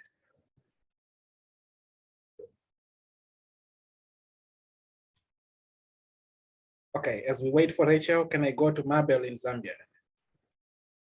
Okay, so thank you, Professor Roland, for your very inspiring contributions. But I just wanted to say that I really like that when you're talking about not wanting to be the answer to things, but allowing the organization to see you more as an invisible hand rather than you trying to control things. So that is such a tempting thing in practice, because sometimes you feel pressurized to think you have to be the one that's providing the answers. So I think preparation should help you to see this as the organization as a mirror to itself.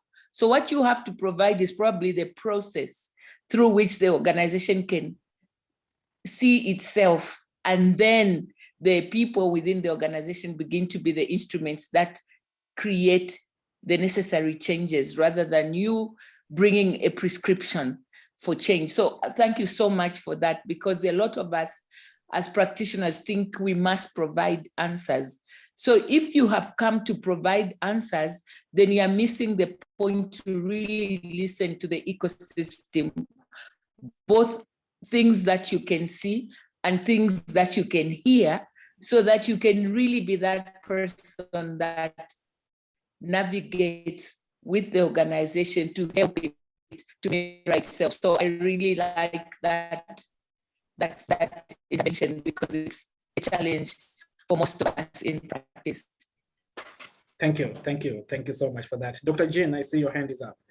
Dr. Jane. Thank you so much. Dr. Livingston, thank you for that very insightful presentation. I really appreciated what you brought out about humility. And one of the things that sort of resonates with me, my study of OD and my mentors, is we always say the wisdom is in the room. And that's whatever culture we might be working in. And that has really helped me. And I just wanted to share that with you all. Appreciate it. Thank you so much for that input. Peter, Ania. Peter. Yes, thank you very much. Much regards to the OD family here, and most especially to Dr. Roland, who took us just through the presentation. One of the aspects I was so interested, I was glued in listening to Dr. Roland, was the aspect of OD different from managing consultants or management consultants. And I want to find out whether we can say management consultant is a subset of OD, because I see OD as a broader perspective that looks at the organization holistically.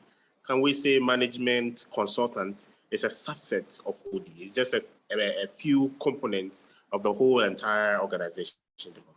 Thank you very much. Thank you. Alet, I had called your name.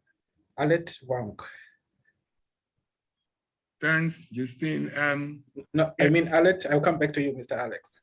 Alet Wong. Yeah. Oh, don't worry. Oh, yes. sorry. Okay, No, I'll don't come back worry. to you. Yeah. Thank you. Thank you. Yes, thank you for calling on me, Justin. as a brief introduction, I'm from the Netherlands. I'm calling in from the Netherlands right now. I lived in West Africa for 10 years in Benin and in Ghana. And Professor Noble has been one of my OD teachers when I was in Ghana. And I've met some of you in several places. So very happy to be here, and congratulations with this initiative. And thank you, Roland, for this excellent talk. Even though you work with OD so many times, just listening and hearing it again, it always gives you new input and new ideas again. So that was very insightful. Thank you very much. And my fascination and my thoughts again during your talk is indeed the discussion we had earlier about the culture, and I am an intercultural trainer at the moment. And how this OD fits and is relevant, or how can you adapt it to the several cultures that it's being used in, and where did it come from, and how is that different? Three things that came to my mind while I was listening to you. One is indeed leadership. Had OD is very much about the participation. That's the second concept already, being very participative in decision making, and that asks something from leadership. And leadership, of course, is different throughout the world, and the way it was developed, and in OD, and the way the participation takes place. And people, indeed, the word feedback has fallen already. This is happening in different organizations and different situations as well within the same organization. That is the challenge. At certain moment, it is very fit to participate, to give feedback, and to seek consensus with everybody there. And at other moments, it's just not fit. And this is true for the African continent. What I have seen of it, and I've only been there for 10 years, but there are certain situations where it's very fit, and people really, participate. Everybody is there to take the floor, and the leadership provides that space. And there's other situations where it's not a very good idea to speak up, and it's time to listen to a leader, for instance. And this is where the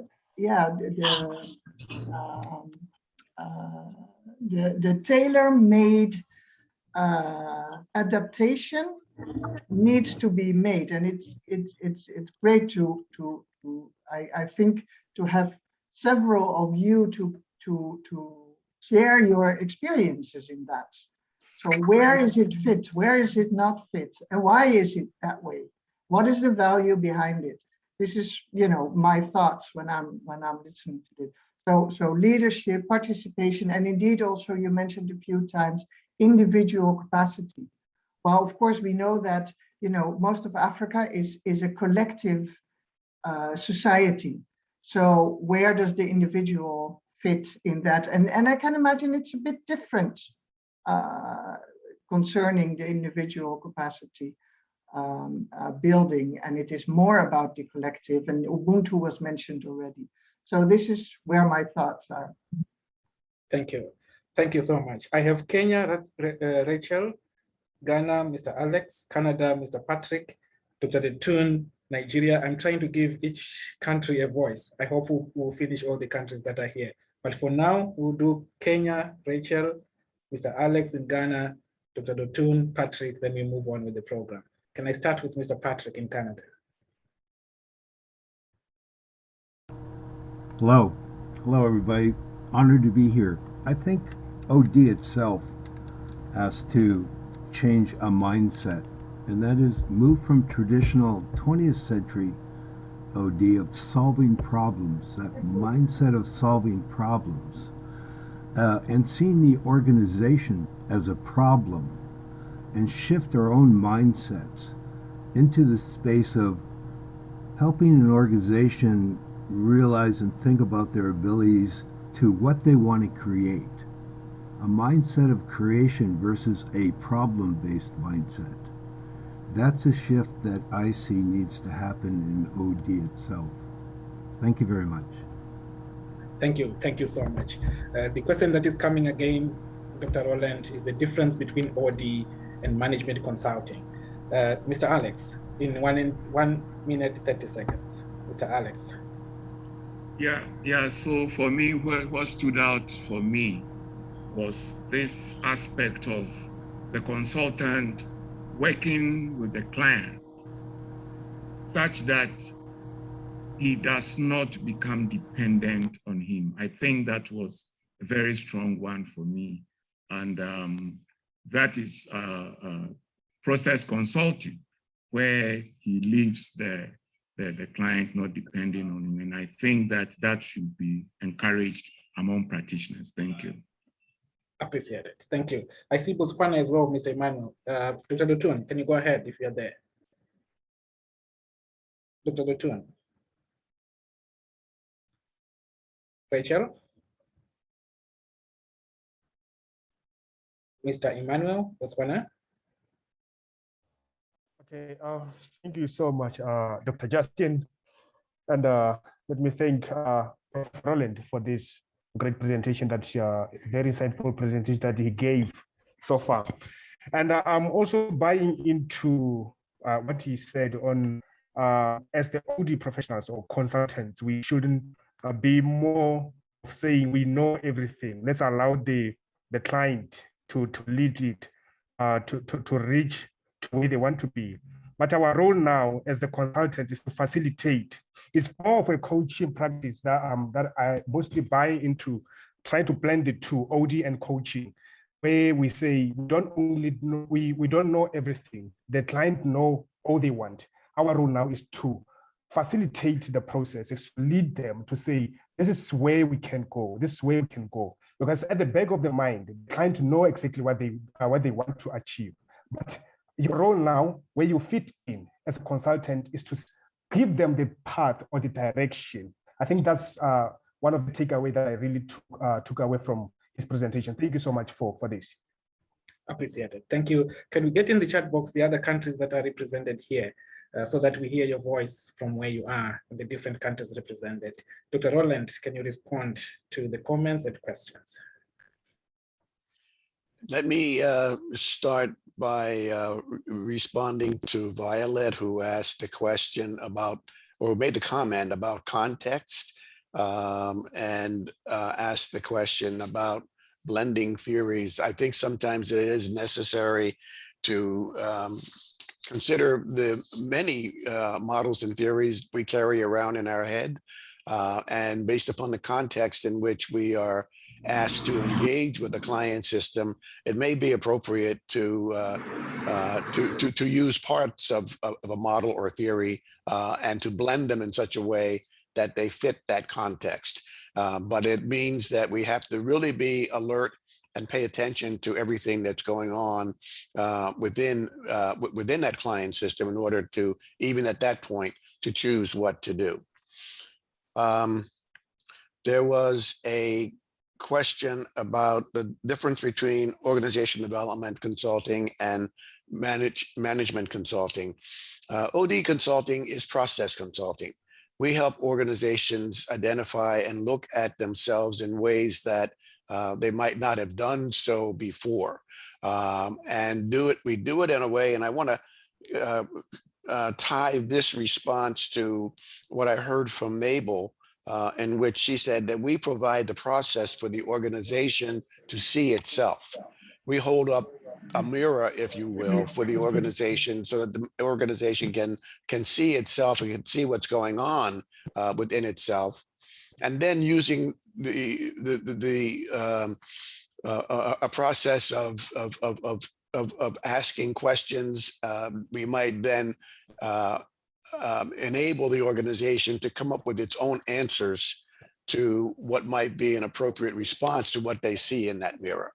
So that is what organization development consulting is, and it differs from management consulting in that management consulting often brings a a solution. Many management consulting processes, which is not process consulting, many management consulting processes start with an answer to a presumed problem. And they seek to apply that solution to the presumed problem. I find that we then, as process consultants, often have to come behind the management consultants and bring the human element, the human aspect that is often missed in management consulting. So that's how I would respond to that question.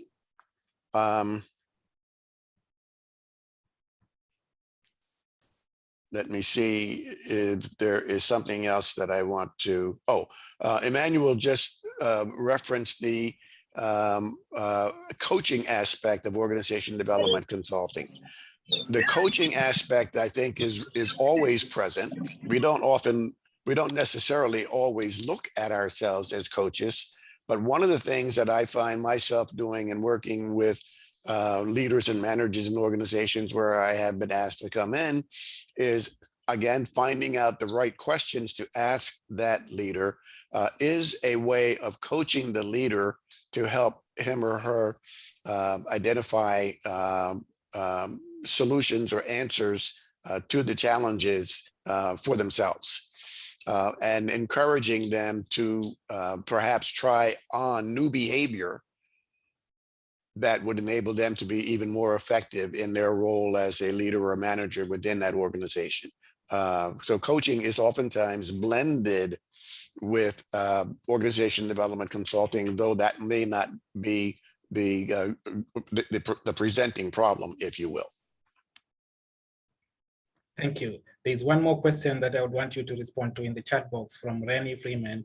And in the meantime, as you process that question, Nyaradzo, did this response gives you enlightenment on the difference between OD and management consulting?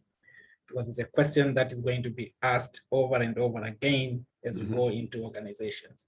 Nyaradzo, does that respond? And Peter, does that respond to your curiosities? Oh, yes, it does. Thank you very much. I came in a bit late. I missed Professor Noble's presentation, but I heard Dr. Rollins' presentation. I'm very much answered. Thank you so much.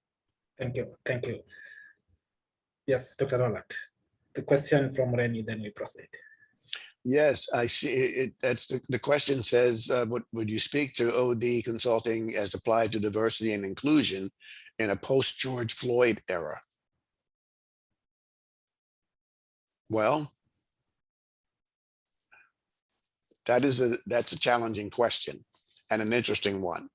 For some of you who may not be aware of the George Floyd reference there, that was the unfortunate killing of a Black man by a white police officer in Minneapolis, Minnesota, here in the United States, which resulted in a tremendous uprising, if you will, of sentiment about the way in which law enforcement officers behave toward the people whom they are supposed to be sworn to protect and defend, and in particular to people who are Black and brown and non-white. Let me simply say, organization development consulting, I believe, has a role to play in helping, again, individuals, organizations, and society come to grips with such challenges and find ways to understand each other so that those kind of events don't repeat themselves. That, to my way of thinking, requires helping communities create venues or processes where people can come together and share their stories, so that there is a deeper understanding of the humanness in each of us and all of us across race, no matter where we are in the world. In this particular instance, we're talking about a situation that developed in the United States, but it is a situation that could certainly be replicated and probably has been in other parts of the globe as well.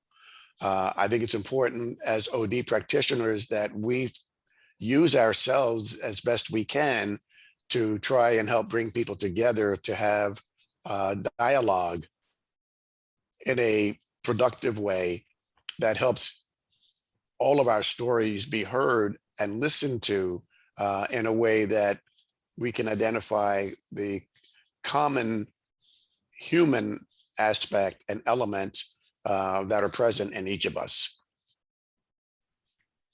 Thank you. Thank you so much for that. We could continue to have questions and discussion, but our time will not allow us. Thank you, Dr. Roland, for that insightful presentation.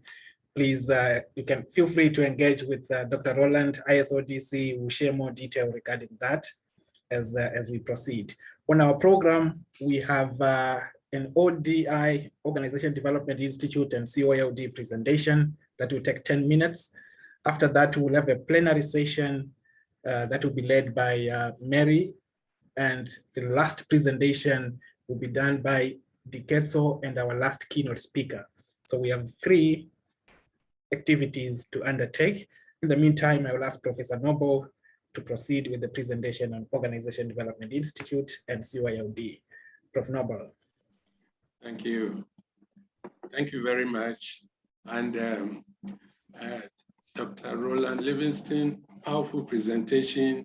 I wish our year 1 students had the opportunity to listen to, especially the ethics component of your presentation. Very powerful. Thank you very much. Thank you. I want to take us through basically the collaboration between ourselves.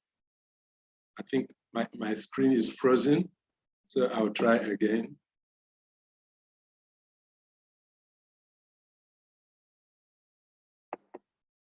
Between ourselves and Dr. Justin's organization in Zimbabwe called COALD. Okay. Now,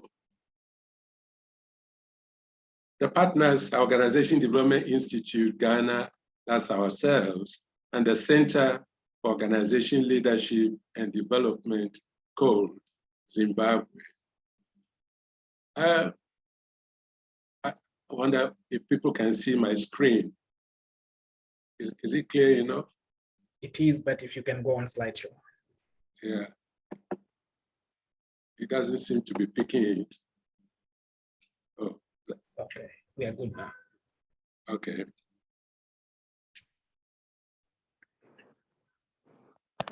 Okay, I think we've got it now. The Center for Organization Leadership and Development, Zimbabwe, and ourselves. For the 10 minutes or so I have got, what I want to do is briefly introduce the partners, as the ODA and the COALD, and present the OD Institute's Organization Development Master's Degree Program, which we hope to start this November coming. The Center for Organization Leadership and Development, COALD, is a Zimbabwe incorporated management consultancy and vocational education and training institution. COALD is a global learning organization that moves organizations, work teams, and individuals up the ladder of growth continually. I like the word continually there. Now, the OD Institute, Ghana, Organization Development Institute, we are a tertiary educational institution and consultancy firm accredited by the Ghana Tertiary Education Commission, we used to be called the National Accreditation Board, and also the International Society for Organization Development and Change, USA. And we are affiliated to the University of Cape Coast, a prestigious and accredited institution that issues our students certificates. In fact, in Ghana, if you're a private university, you have to be affiliated to a public university before you can get accreditation. And so we really didn't have any choice. The vision of the OD Institute, and my presentation is mainly going to be centered now on the OD Institute, whose program, the partnership will be mounting on the continent. Our vision is building leaders to transform organizations everywhere in Africa and beyond. In 1999, the OD Institute Ghana, formerly OCSC, or the Organization Capacity Improvement Consultants, gained accreditation for her OD programs by the International Society for Organization Development and Change, USA, which was formerly, coincidentally, formerly known as OD Institute USA. In 2003, we, that is the OCSC, now OD Institute, and the University of Cape Coast went into partnership, just like we are doing with CCOD now, to train OD practitioners. The change of the partnership as a business model to affiliation happened because we wanted to gain our own accreditation. And so following that change, we gained the accreditation with the then National Accreditation Board, which is now called the Ghana Tertiary Education Commission. And that also came with the change of name to the OD Institute Ghana. Becoming an OD consultant. Now, as a tertiary institution, our specialization focuses mainly on OD, nothing else but organization development.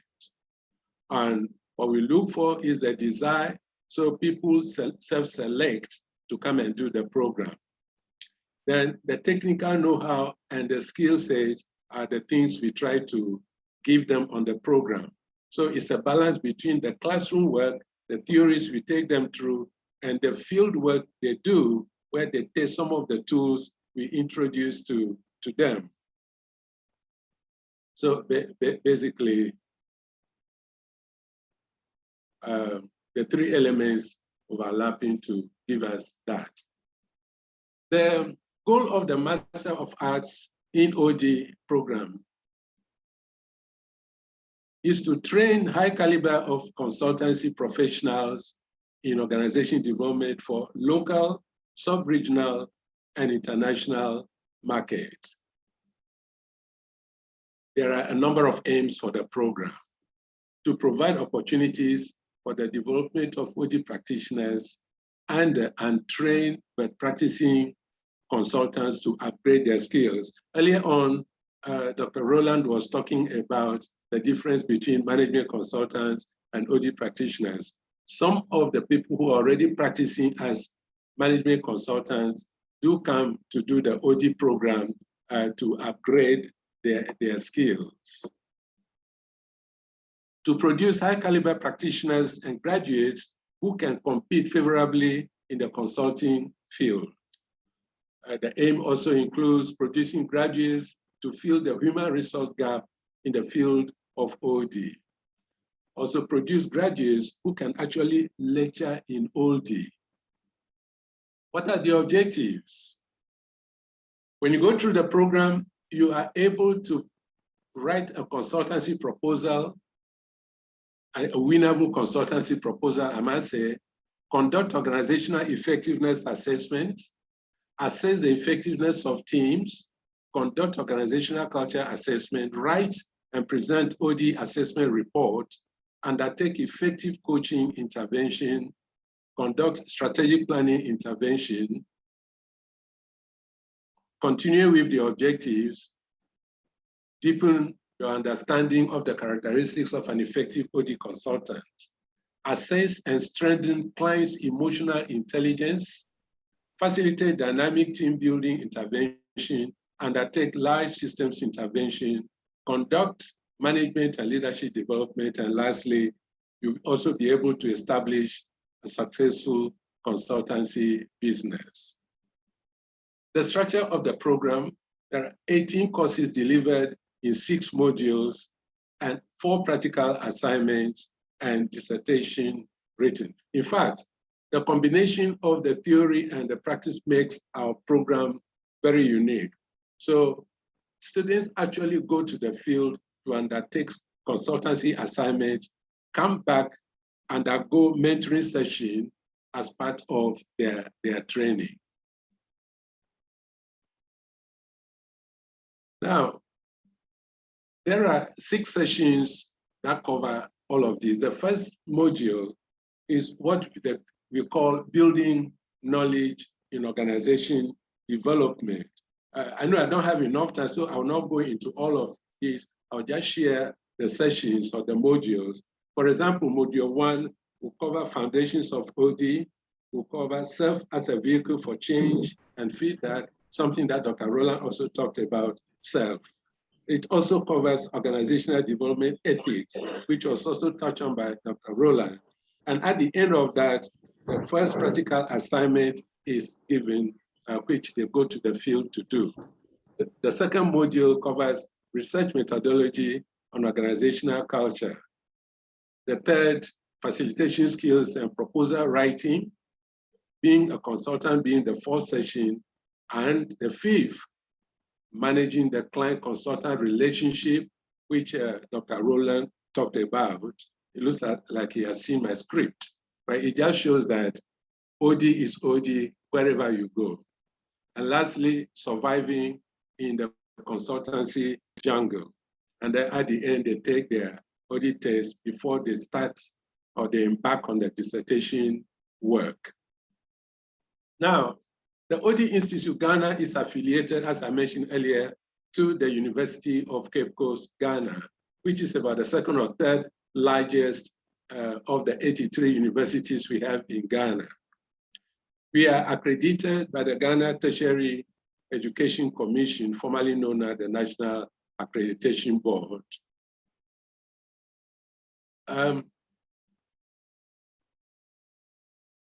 Now, it's official.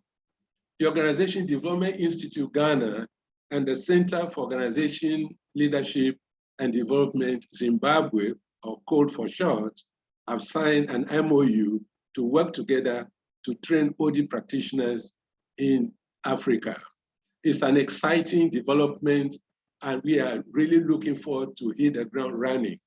We are now accepting applications for the first Africa-wide group of students, which will start in November this year. You can visit our website at the www.odinstitute.edu.gh. Fill in the online application form. The program is virtual, and you will realize that at the end, you will not regret having done OD. I am a Ghanaian by birth and traveled between Africa and Europe practicing OD as my career. I'm the president of the OD Institute Ghana. I'm the president of the OD Practitioners Association of Ghana. I'm the chairman of the Richard Beckard Award Committee of the International Organization Development Association, AODA, USA, a board member of the International Society for Organization Development and Change, USA. Thank you very much for this opportunity to share the partnership that we have gone into between the CODE and the OD Institute, Ghana. Thank you very much, Mr. Chair, Dr. Justin. I am done.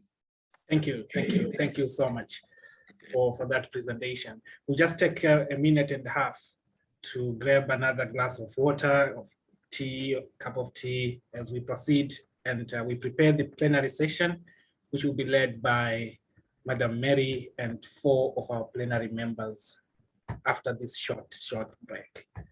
Let's have just a minute and a half, then we proceed.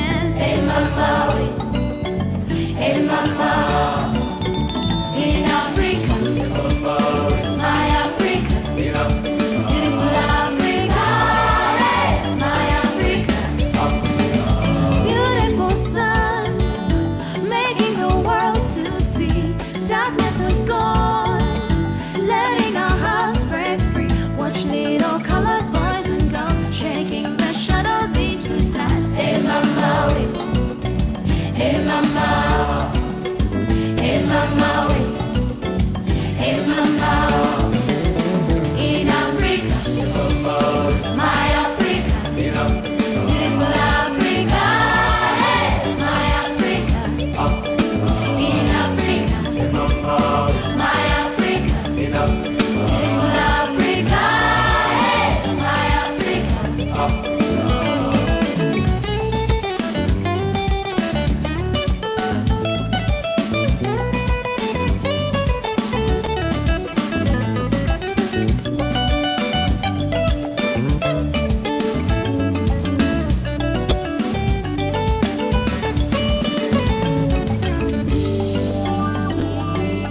speak of Africa as beautiful because of Jesus. He has given us life and life so abundantly.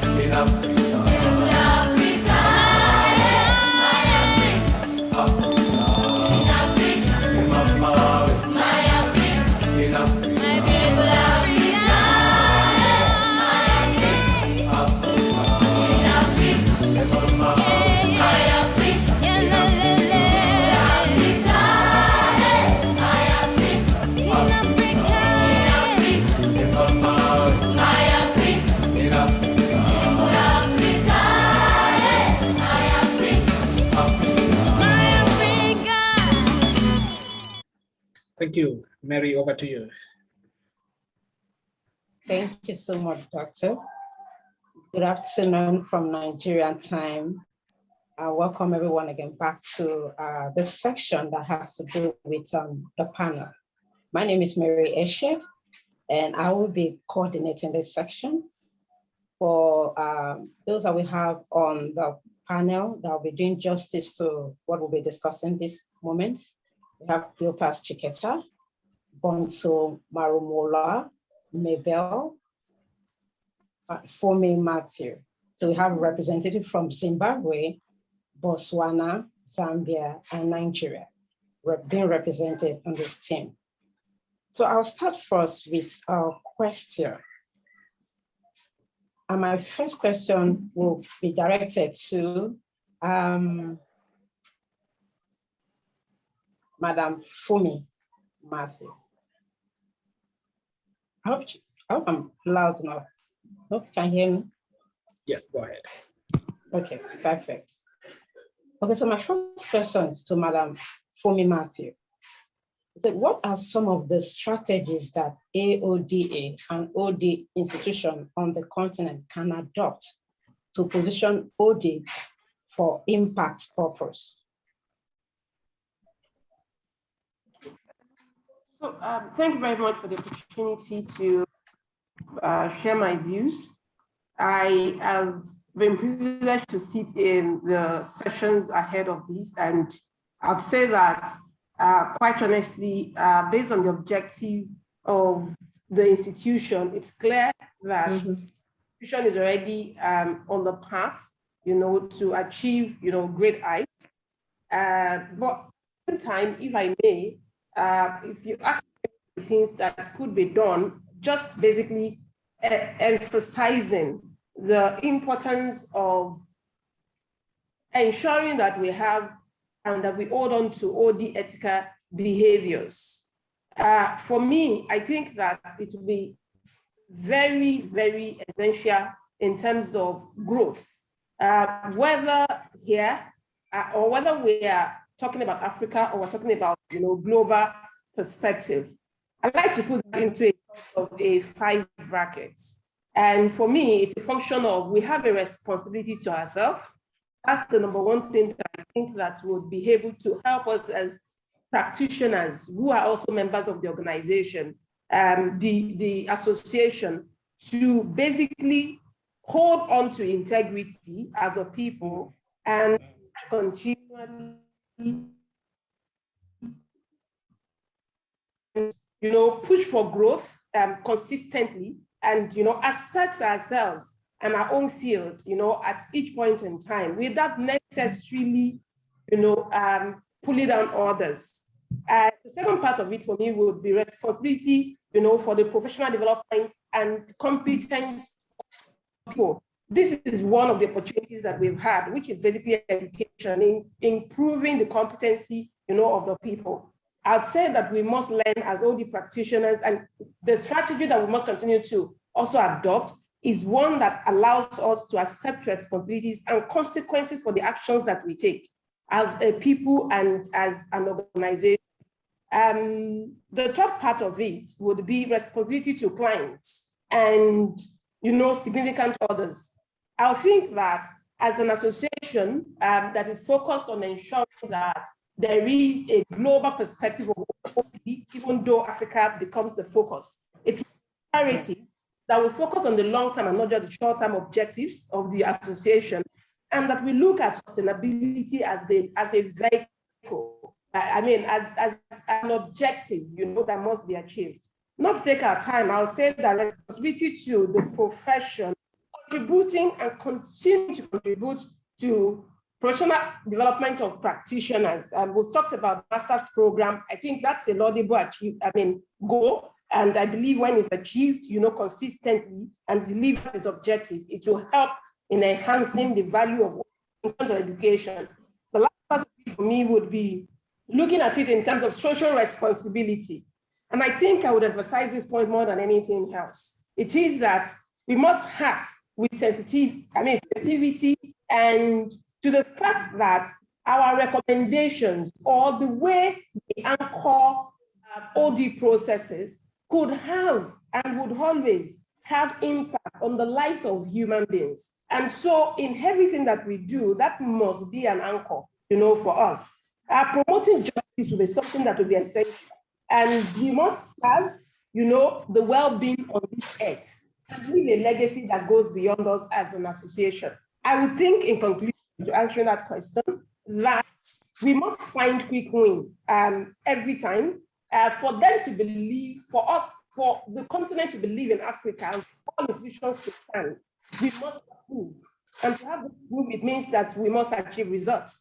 That would then mean that at each point in time, we must continue to roll in what theories into practices, and practice back into theories, theory into practice, and practice back into theory. That must be done with a lot of agility and communication. In other words, everything must be integrated. Lastly, I would say we must embrace project management as something that we cannot do without, because life itself is a project. The association is a project. Continent is evolving and everything is moving every day. Change is constant.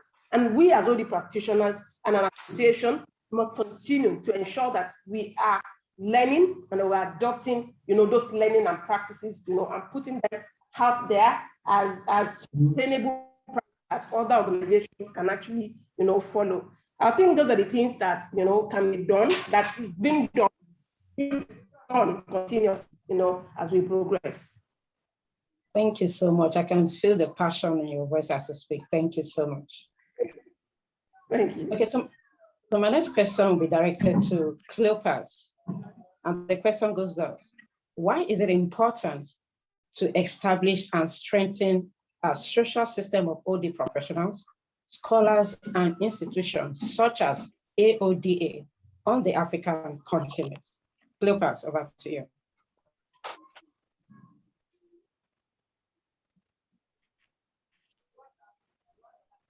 Hello?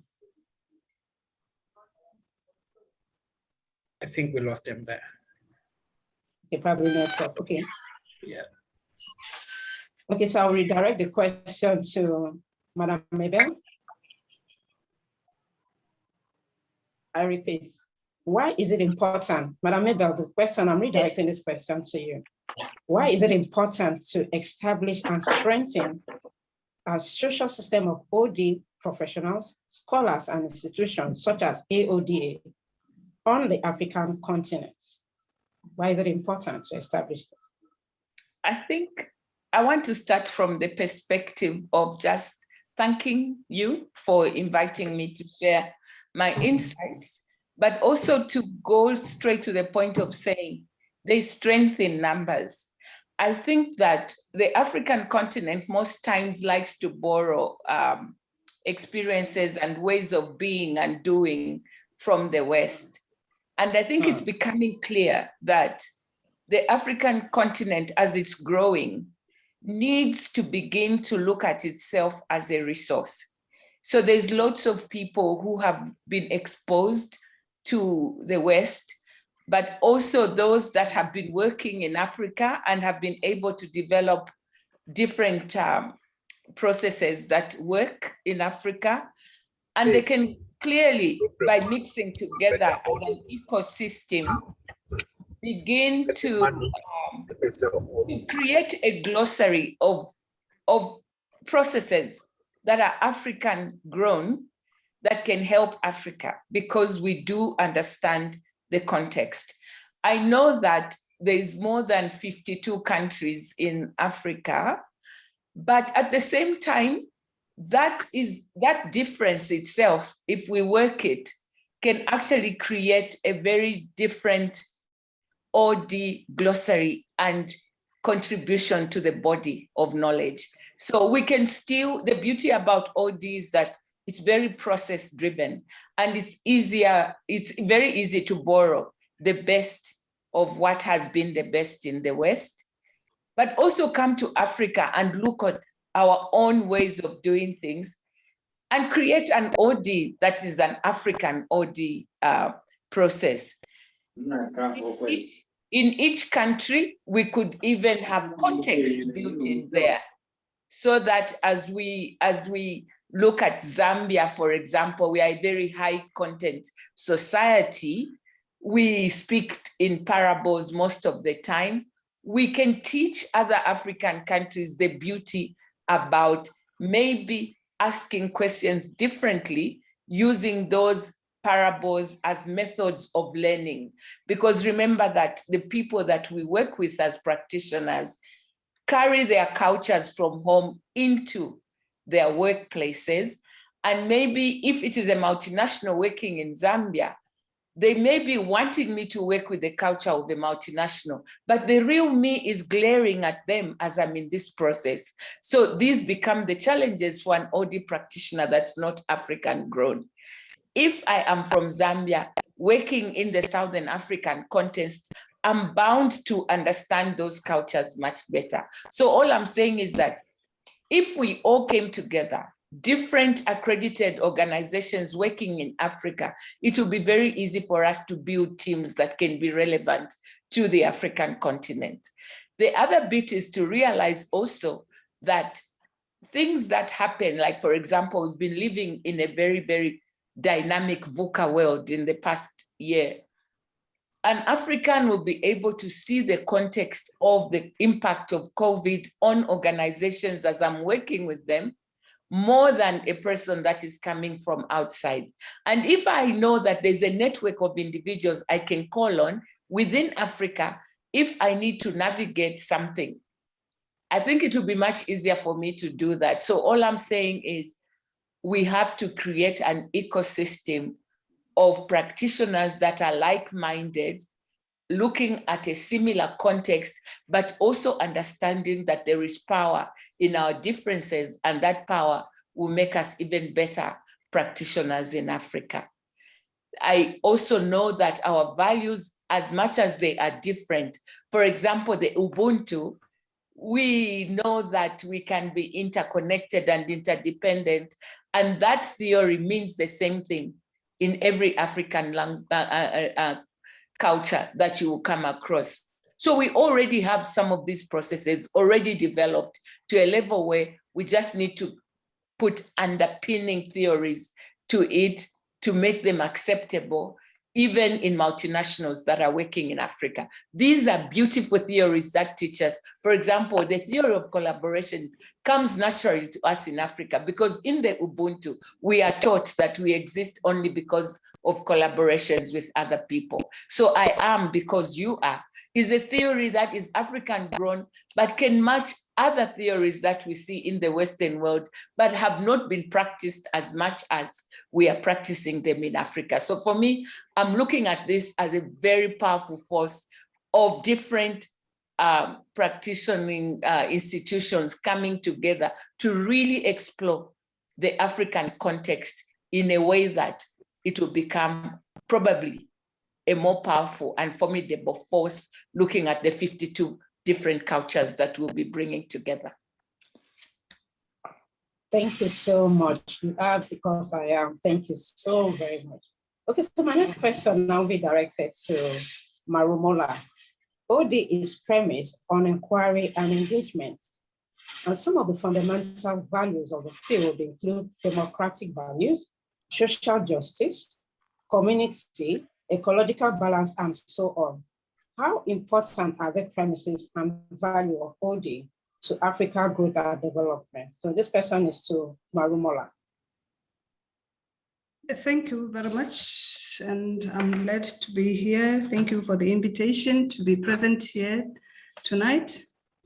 From my perspective, I think for us to be effective in co-creating solutions that can provide an enabling environment for growth and development in Africa, we need some interventions that are based on the values of OD, like collaboration, inclusion, and cooperation.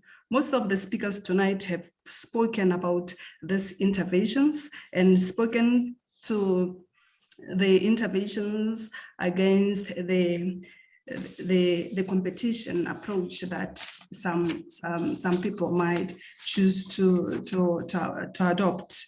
I will start from home, how we can use some of the interventions that are based on growth and development. For example, when we're talking about the collaborative approach, in Botswana, we have adopted the quota system. And this quota system, for example, is truly African in the sense that it is engaging, it is meant to involve all stakeholders.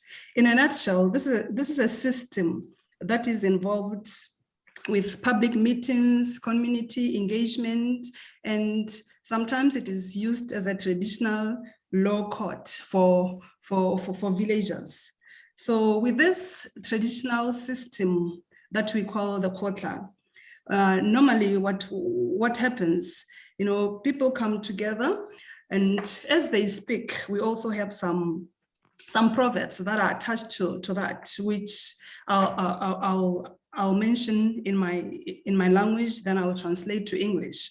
We say "Mafoko akotla amandla otle," which means that when we speak, every spoken word at the kotla is relevant. So this speaks to stakeholder engagement, which is one of the core values of democratic principles and social justice. So with this one, it encourages collaboration, it encourages effective conversations. So these conversations, normally it depends on what is to be discussed at the quota setting. The quota setting can be used, if there are laws that are to be drafted, for example, the bill is read at the quota to engage every single individual, irrespective of whether they're from, just as an ordinary community member, whether they're women, whether they're youth. So this kind of collaboration is meant for engagement and for creation of solutions that will be used for development. And another value that is also very important for co-creation of solutions that I will speak to is the inclusion of women, inclusion of youth, inclusion of, women with, people with disabilities. So when we include people in decision making, looking at the population of these people that are normally, marginalized in our communities. If everybody is heard, if we are going to include everybody in our decision making, it is going to assist with the co-creation of solutions. And normally, if we look at our setups in our different countries, sometimes we might find that we leave behind such people. And as we leave them behind now, as OD practitioners, it means that whatever interventions we are seeking to create, we are not going to realize our objectives at the end of the day, because now it means we are not necessarily, speaking or living our OD values. So this one speaks to inclusion, it speaks to co-creation. So I must also mention that if you look at the percentage of women that we have in our 54 countries, if we leave these women behind, even in the private sector, in parliament, we might find that we are losing a lot.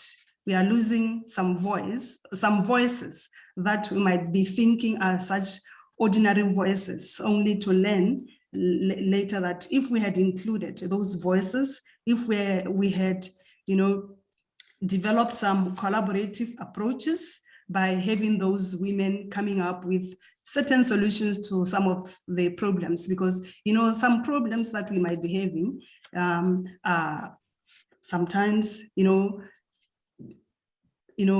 felt by certain genders. So if when we're sitting at the table, when sometimes it's only men that are coming up with solutions, we find that when some people are left out and their voices are not heard. So whatever interventions that we are coming up, whatever solutions we are trying to create, whether it's meant to alleviate poverty that we know mostly is affecting women globally. Globally, I think we have some statistics to prove that women are mostly affected by poverty. So if we are going to exclude the voices of such women, and we are talking about growth and development, the solutions that we are creating are not going to embrace the challenges that are faced by these people that we are going to be leaving behind. So we must also take into consideration that when you're talking about OD, we are talking about people. So if you are talking about people and we are leaving certain, sectors of society, certain, people in our population, we are leaving them behind. So we are not, I think, in my view, we are not speaking OD to its total relevance. And thank you so much. Oh, lastly, sorry. There's another point that I wanted to raise. Maybe let me just finish with this one. Okay, the economies, when we are looking at economies that are doing very well, we should not be seeing people who are moving to countries with economies that are doing very well. We should not be seeing them as competition. Instead, we should be seeing them as people that are coming with ideas that are going to help with, collaborative networks that will create solutions to growth and development, because what they're bringing could be something that maybe we do not have in our countries where they are fleeing to. And if we are going to be coming with this xenophobic behaviors to, to stop them from coming. We are not co-creating solutions as Africans, because we need each other as Africans to co-create solutions that are going to help us with growth and development. Thank you very much. Thank you so much. Thank you. Okay, so my next question now will go to Clopas. AODA is established to position ODA research and practice in Africa. What do you think are some of those opportunities that this can bring to the continent? Clopas, the question is for you. Okay, thank you. So you are talking about, I just to get the question clearly there, you are saying what opportunities arise out of? AODA.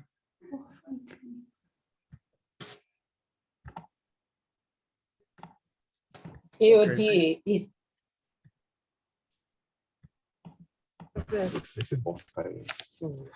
Thank you very much. Allow me to say, when I look at the African context, one thing that I am seeing now is that, like my colleagues have said, I think we can mine from our concepts, our cultural concepts, and our rich traditions that we have in the continent. I was just looking at the opportunities that lie ahead of us in respect to areas of leadership coaching, as well as leadership mentorship. So I will look at it from that perspective, if you would allow me. And the way I was looking at it, I was just reflecting on the concept that we have in our country, which where there's a special friend that is found in a family. So you find that when there's a funeral, there's a special friend called a Sawira who would come through, and they can speak anything without fear of anyone, and they can open up, they can become more like, when people look at them, they would call them, they would look at them as if they are naughty somehow, but they're able to talk the sensitive areas of the family or of a person who is at times deceased, and bring out some of the sensitive areas that people could not talk about. So when I was just looking at that, and looking at also our coaching processes, you would find that coaching now is taking greater space in Africa. Globally, it's actually growing, and ICF has shown that we have about 4 billion revenues generated from coaching annually. And I was also looking at the potential of Africa, where when you look at research such as that done by the MasterCard Foundation, that shows that by 2100, we will have 50% of the world's youth coming from Africa. That shows you that there is greater opportunity for Africa to embrace critical strategies like coaching and mentorship for them to succeed. And coaching allows people to talk in a safe space. A coach comes in and allows the leader to be vulnerable. At times they're dealing with the CEO. Like now, I know quite often I deal with executive directors, and when I'm dealing with them, we get to the areas that are generally secretive, where they are not able to share with anyone. But you find that when they sit with a coach, they are vulnerable, they are comfortable, and because of confidentiality issues that are found in coaching, where we respect confidentiality and we are able to talk to them, and we begin to stretch them in terms of discussions. So in that regard, there is greater opportunities in terms of coaching leaders, because you find that at a strategic level, particularly when you talk of CEOs, when you talk of their direct reports, there is quite often a gap that is there where people are not able to give them feedback. So coaching then comes in, and quite often you are using 360-degree feedbacks, particularly when you are using stakeholder-centered coaching, where you are identifying key stakeholders around the leader, and those stakeholders feedback in an anonymous way. But when the coach comes through to debrief and talk to the leader, there is no secrecy. You are now discussing the issues to say, this is what people are saying. Why do you think they are saying this? What are you picking? What are you not seeing? And you begin to enter that reflective space where the leader will begin to be vulnerable, and they begin to think about what they need to do, and they explore the zones of the unknown, where you'll find that quite often when you look at leaders, there are zones that we know, there are zones that we don't know, but there are zones that we don't know that we don't know. So that those are the zones that coaching tries to bring a leader into and begins to unmask those zones and allow people to look at what they are supposed to do. I remember a colleague, just to share quickly, in South Africa, I had a colleague who was looking at society and organizing as a society, and organizing as a community, and wrote a case study of that organization and gave insights to the leaders, top 100 leaders. And then after that, they were told their case studies, which was masked as if it was not theirs. And after that, they were then told that this is your organization. And they nearly beat this man. But tell you what, he said, this is why I'm here. We need to reflect on what is happening in the organization. And he then gave each leader a coach, and they went on a reflective journey of a year. And they began to look at the issues that were affecting that organization. And there was transformation that began to build from what that organization was mining. And they began to see teams shifting. They saw their strategy being executed in a different way. People began to relate with each other in a different way as well. So it's critical that we embrace that. On the mentorship side, you find that there is reverse mentorship these days, where you find that we're living in a space where there are technologies taking greater space. And unless people learn, we enter what is called the valley of death, where the rate of change and the rate of learning are not matching, and the rate of learning is less than the rate of change. But when we begin to embrace reverse mentorship, where we are mentored by the digital natives, if I would call them that, those people that are digitally savvy, we would begin to understand certain key things from a leadership perspective, which will assist us to be able to mine new issues that are coming on board, artificial intelligence issues that are coming on board, and we will see our organizations changing. So I believe mentorship and coaching are coming to take a greater space in the African continent. Today, leaders, even at government level, require coaching. And when they sit with a coach, they are vulnerable, they are able to talk to them. Look at government ministries, look at non-governmental organizations. We need that, and when we begin to embrace it, we are going to see the performance equation being fulfilled, which I usually give, which says performance is equal to potential minus interference. And you find that when we look at that equation, we begin to look at a lot of dynamics within organizations, whether it's state-owned or private sector or non-governmental, and we will see great value coming out of coaching. So I believe that we need to embrace coaching in this environment and begin to achieve great results and traction from an OD perspective. Thank you. Thank you so much. Thank you. You spoke so much on coaching, and truly coaching is actually key, one of the necessary skills for us to really adopt. Thank you so much. So my next question now goes back to Fumi. Fumi, the next question is for you. And it goes thus: there is a widely held misconception that OD is a function under HR. Okay. What are the differences between the two? If for you, the conception, is it true or not? And if not, what are the differences between the two? And what could have led to this misconception? Okay, yeah, thank you very much. As a child brought up by teachers, my mom is a teacher, my father is a teacher, a retired vice principal. And what I've learned from them is what I'll use as the beginning of this conversation. That's the fact that when the definition of a thing is unknown, abuse is inevitable.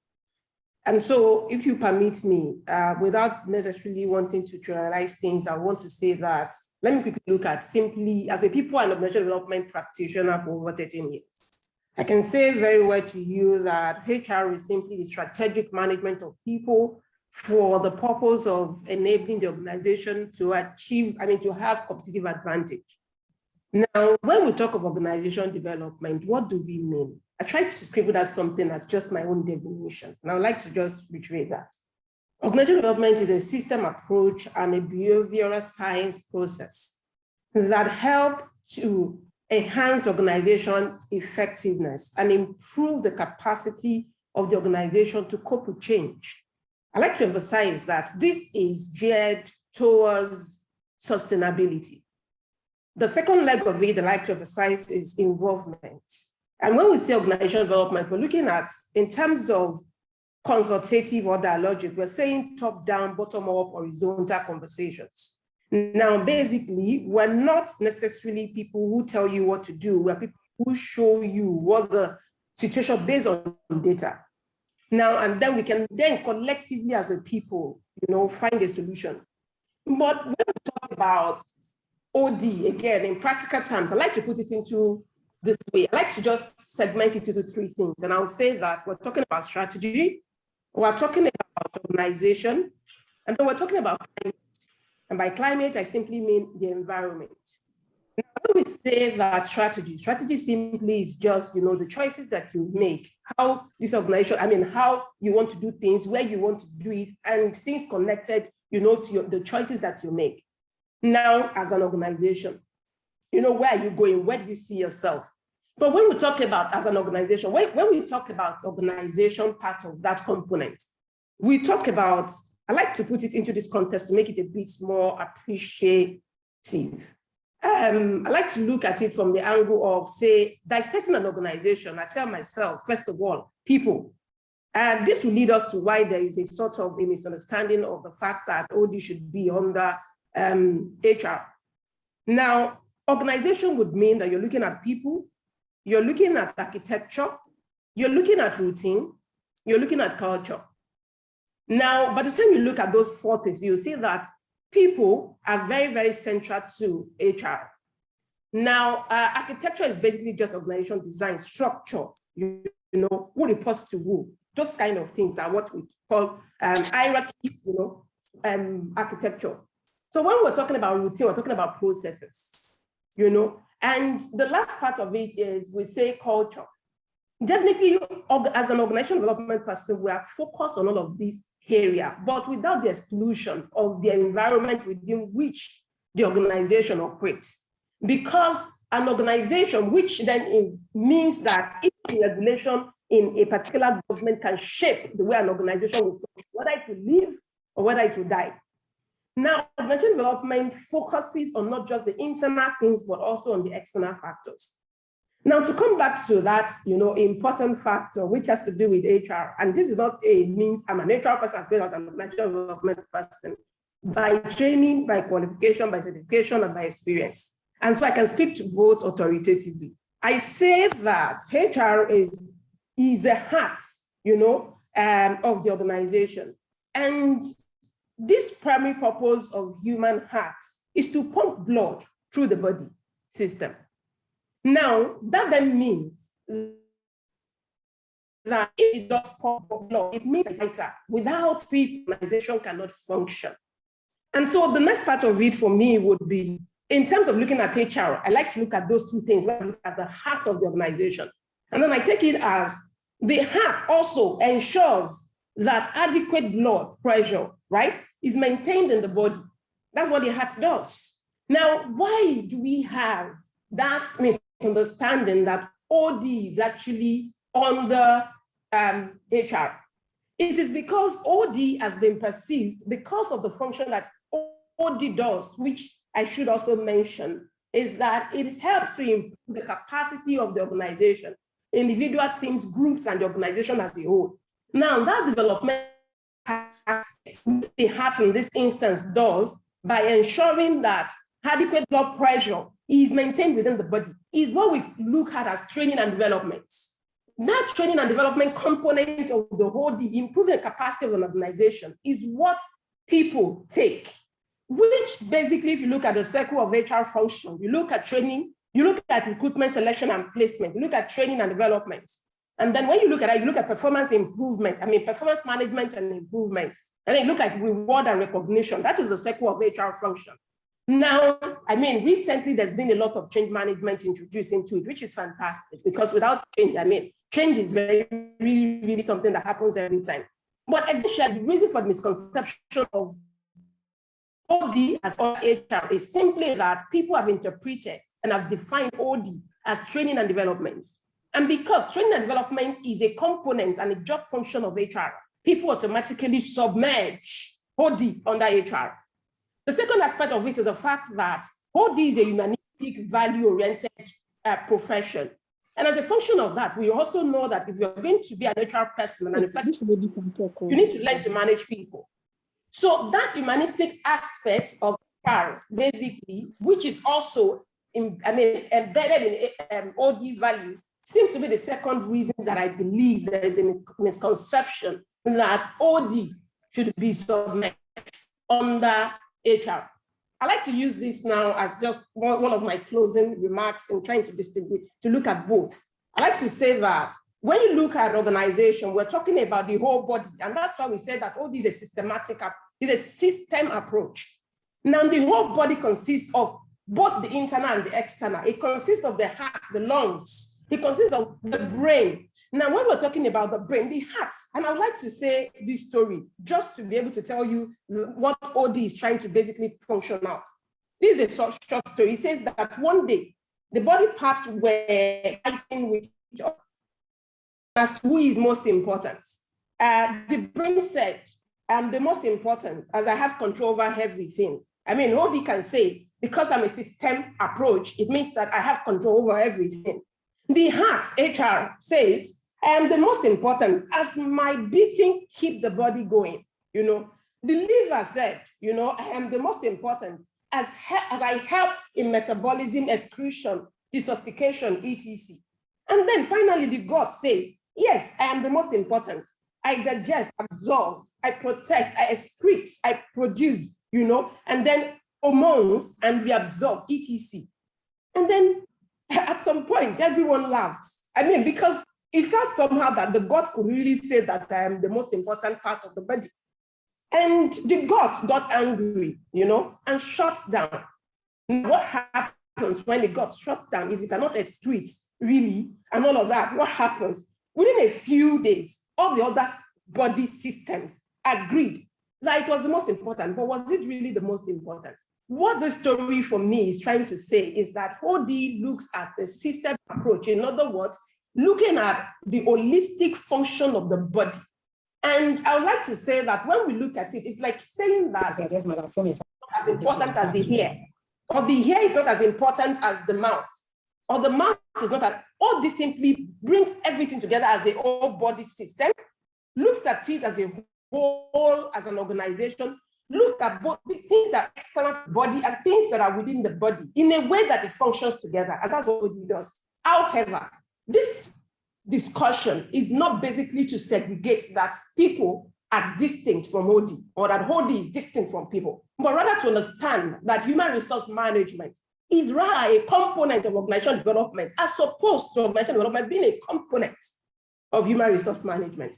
I would like to rest my case on that note by saying that we as OD people and as HR people must continue to embrace the fact that without each other, you know, we cannot live.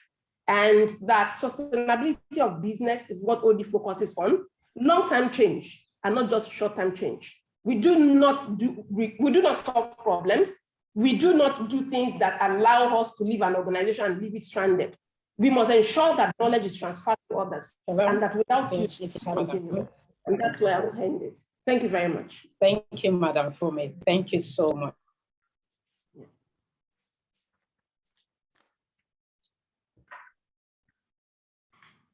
Thank you so much. Oh, wow, our time is very important. We have planned to ask at least a minimum of 2 questions per panelist, but we exceed our time. So I want to hand over back to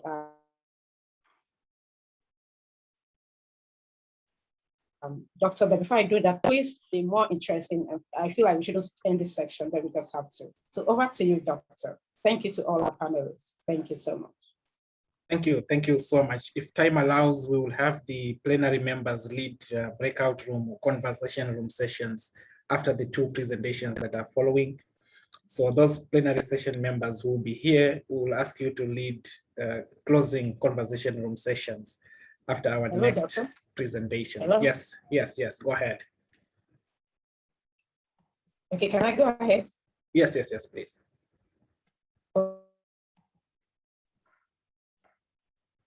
Yes, Ali. Okay, oh, thank you. You're giving us extra time, right? No, I'm saying after the two presentations, we'll then ask the plenary session members to lead conversation room if they're still around. Okay. We'll proceed Awesome. with the Thank you program, so then whoever is here will lead conversation rooms as our closing sessions. Thank you. Thank you.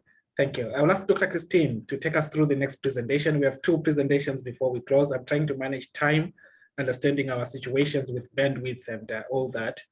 We have Dr. Christine, and then we have Dikezo Kanyavu in Botswana, and then we'll have conversation rooms to wrap up today's session. Dr. Christine, are you there and ready? Yes, I am. Thank you. Thank you. I'll hand over to you. I'll just share my screen. As Dr. Christine is sharing her screen, anyone with a comment regarding the plenary session, any comment or areas of curiosity that was stimulated by this discussion? Anyone? One or two people before Dr. Christine. Yes, I just want to say it's exciting to get to know these intermixes of things. And I don't know why, because even in quality assurance too, you find people mixing it up like this. And so it's a common phenomenon, but getting such an opportunity where people can now seek clarification and get those clarifications, it's something that should be applauded. Thank you. Thank you so much. Patrick. I want to thank Mabel for bringing up an African proverb, I am because you are. In my first conversations with Dr. Justin to create our collaborative partnership that exists now, this African proverb and its wisdom has touched and now lives in my spirit and soul. We talked about what can Africa bring to the world. This is an example of the kind of African wisdom that needs to be brought to the rest of the world. It's needed now, it's needed in the future. I just want to thank Mabel for bringing up this proverb. It's powerful and needed throughout the world. Thank you very much. Thank you so much. So we need to find a way, I think, as a call to action, African AODA Association, to harness the traditional knowledge systems and utilize them and speak into them in our organizations. And I think that speaks into what Dr. Christine is going to be sharing, picking up from Patrick's comment on the Ubuntu philosophy. Over to you, Doc. Thank you very much. So my presentation really is looking at the African culture and its contribution to the growth of organization development in Africa. And I know that this is a contentious topic, especially when we begin to look at the African culture. I'm on a number of forums, and on one of the forums, a platform on WhatsApp, it was one of the discussions which was really heated because, again, there are issues that look at the African culture as the reason why we are where we are as Africans, poverty-stricken and failing to articulate a number of things. It's really funny, and I've taken time, I think, since this topic was picked, to talk to people and find out what they think about the contributions that our African culture can actually give to organization development.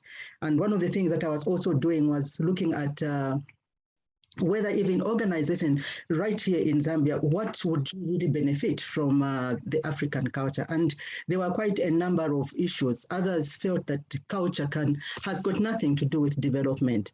But what I ended up concluding was that culture and development are inseparable. You know, the African culture is really diverse, but it has developed, it has improved and reinforced the culture strategies, the structures and the processes through which its ideologies, values, beliefs, skills have been transmitted. And I'm sure you will agree with me that if this had not happened, we would not be talking about the African culture because it would have been obsolete. But it is here because it has been developed, it has been improved, it has been reinforced. And the cultural strategies that we have now, the structures, and then the ideologies, the values, the beliefs, the skills, which have been transmitted. And yes, most of them have been orally transmitted. And because of that, we may not have a number of books that would have been written to try as much as possible to capture what our African culture is all about and what it can do. And I know and I understand and I know I'm one of those that has written a book that is still with a publisher that is looking at the African culture and its negative implications on the self-esteem of a woman. But besides looking at the negatives, I've been looking at the positives that our African culture can contribute to the development of ODA. Now, African culture is widely diverse. You will agree with me, and this has already been noted, both in Africa as a continent and amongst its people as societies. It's really diverse. And someone said intimidatingly diverse.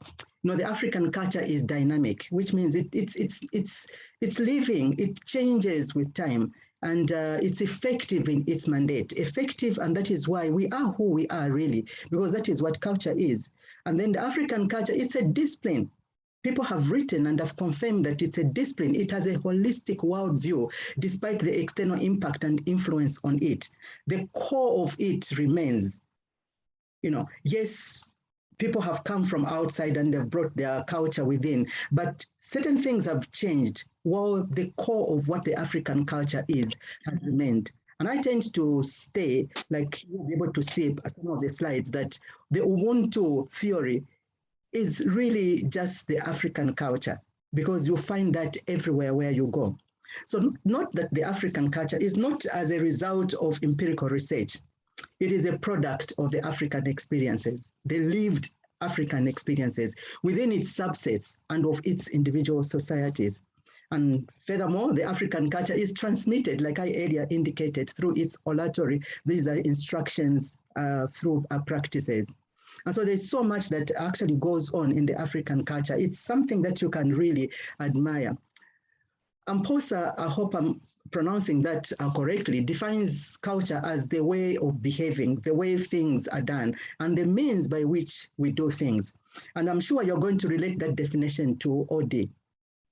And the JK also states that it's the sum total of shared, the African culture is the sum total of shared attitudinal inclinations and capabilities, the art, the beliefs, the moral codes and practices that characterize Africans. And I hope you're picking the most important issues that are arising from these definitions. There are a number of similarities in them. And then Kush also indicated that culture is the learned aspects of a human that include the languages, the customs, the beliefs, and is passed on from generation to generation by means of socialization and education. Orally, remember that what we have said. And I know Dr. Roland was able to raise that, you know, there's just so much culture, and then bringing it together can actually also be problematic. But I would like to say that, you know, our very nature as Africans has got a way of appreciating these cultures and being able to relate to these same cultures despite where you can be. So for people probably like Dr. Makuku, who is in Ghana at the moment, I don't think she's lost there. She's also has also managed to integrate there easily because the culture sort of, you know, somehow you sort of like immense in it. It's like you already are there because the culture is not totally different. Yes, there are some differences that are there. Kuyon also explains that culture stands for ideas, the arts, and the way of life of a people at a certain time and given environment, including its development. And that's important for me. Development, refinement of physical qualities such as the mind, emotions, ideas, civilizations, customs, voices, and language. And I think that is very, very interesting. And so facets such as communication, and you need to be picking some of these facets because you discover that they are already there functioning in most of the organizations. And it's very unfortunate because some of these facets, we tend to receive them when we read foreign books and we begin to think, oh, there's a new concept that has come, when we actually already finish 7 o'clock. So facets such as communication, Supposed to be right. innovation of product. There's an echo and someone talking in the background. Okay. Innovation of products and services and research were crucial in any given culture. Communication skills are crucial actually in the African culture, because if whatever we have received has been orally passed, it meant that it was communicated and effectively communicated, which also called for the skill of listening, which means that the next generation heard.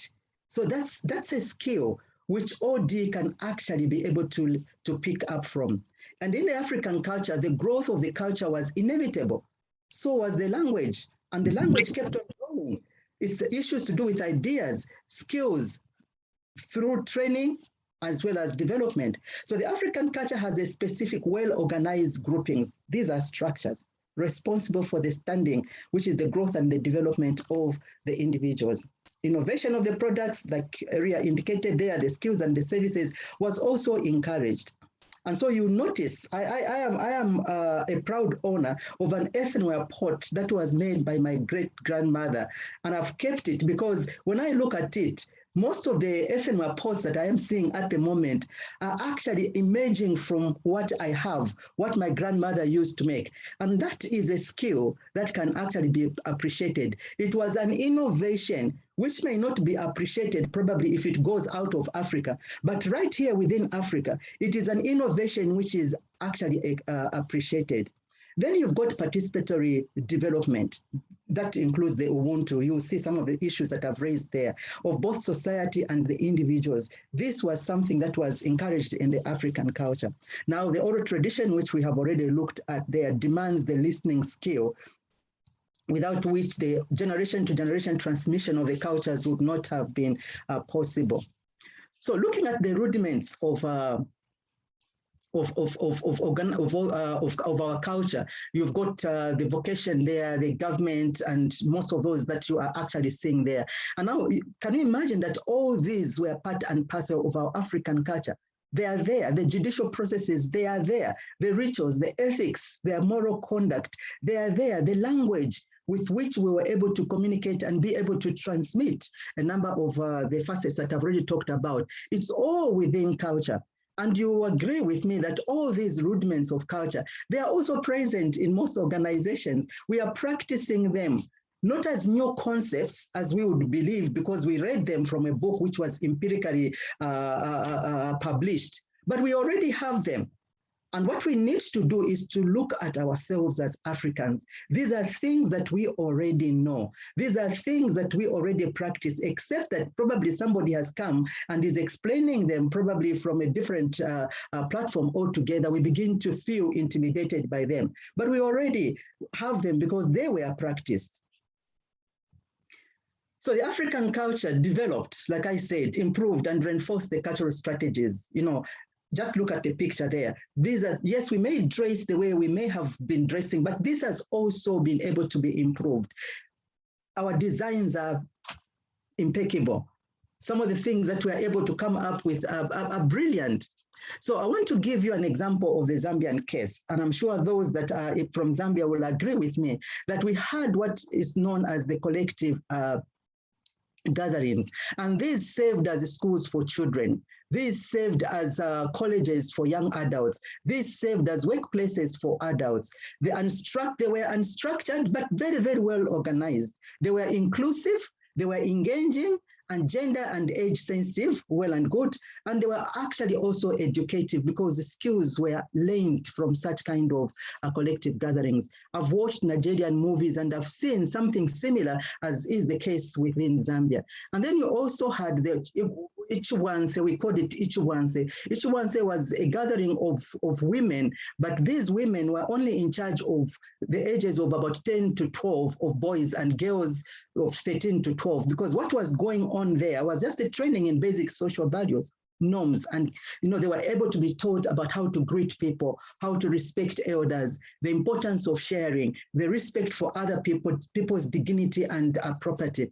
And then you also had the mothers gathering, which included the mothers themselves and the granddaughters, the grandmothers. This now had to do with sex education and the home for girls, the motherhood, the counseling element of it all came up. And then you also had the INSACA, which was targeting the men, and this was for moral and life training for young men. These are the youths from 15 to 25 years. So what was going on there was being taught the respect for authority, issues to do with accountability of other people's property, accountability of the people that are above you, accountability of people that are in authority.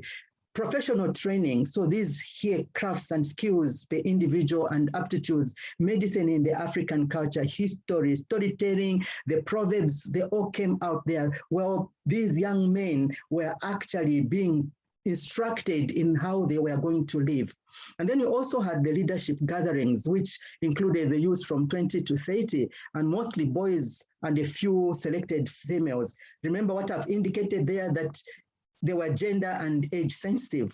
So here they were taught how to understand the village and the tribal structure, the leadership, authority, and governance. And you'll agree with me that our current politicians, they don't go through any training.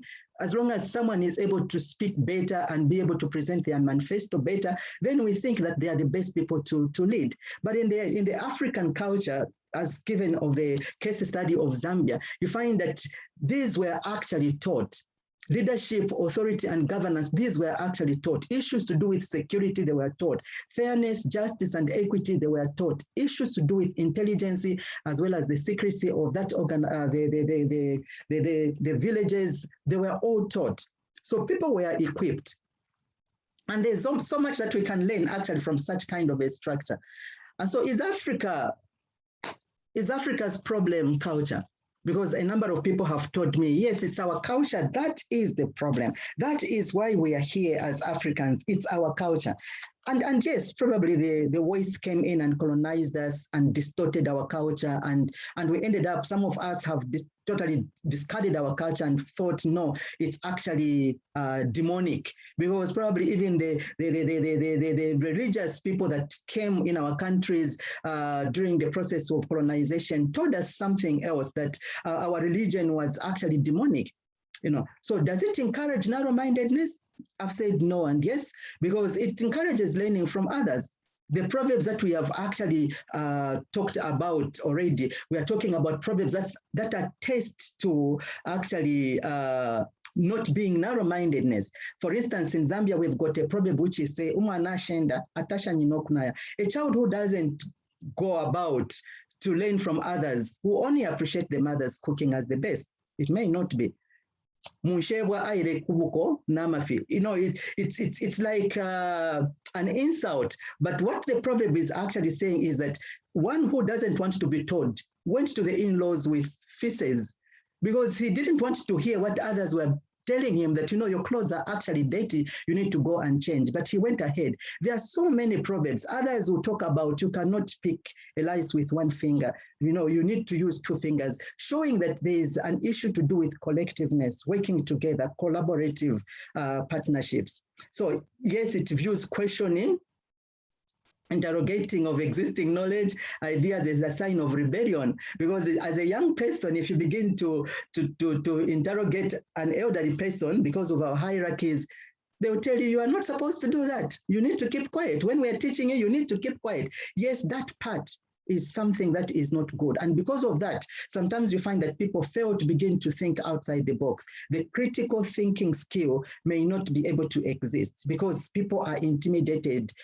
You are talking to an adult, so you cannot interrogate them, you cannot question them. And the existing knowledge, when you want to find out why do we act like this, you are told, no. This is how it has been. You don't need to ask questions. You just need to go ahead and do what you have been taught to do. There, yes, we may say that it can actually encourage narrow-mindedness. But on the other hand, there is still something good that we can pick from our African culture. Does it promote development? It does. From where I've come from, you can actually see that it imparts skills in young people and in other people. It is not shy to borrow. We were people that would actually say, go to the neighbors and borrow, go to what and borrow. But we were still told, if you borrow, you make sure you need to take it back in good state. You know, we were people that also were able to copy best practices from others.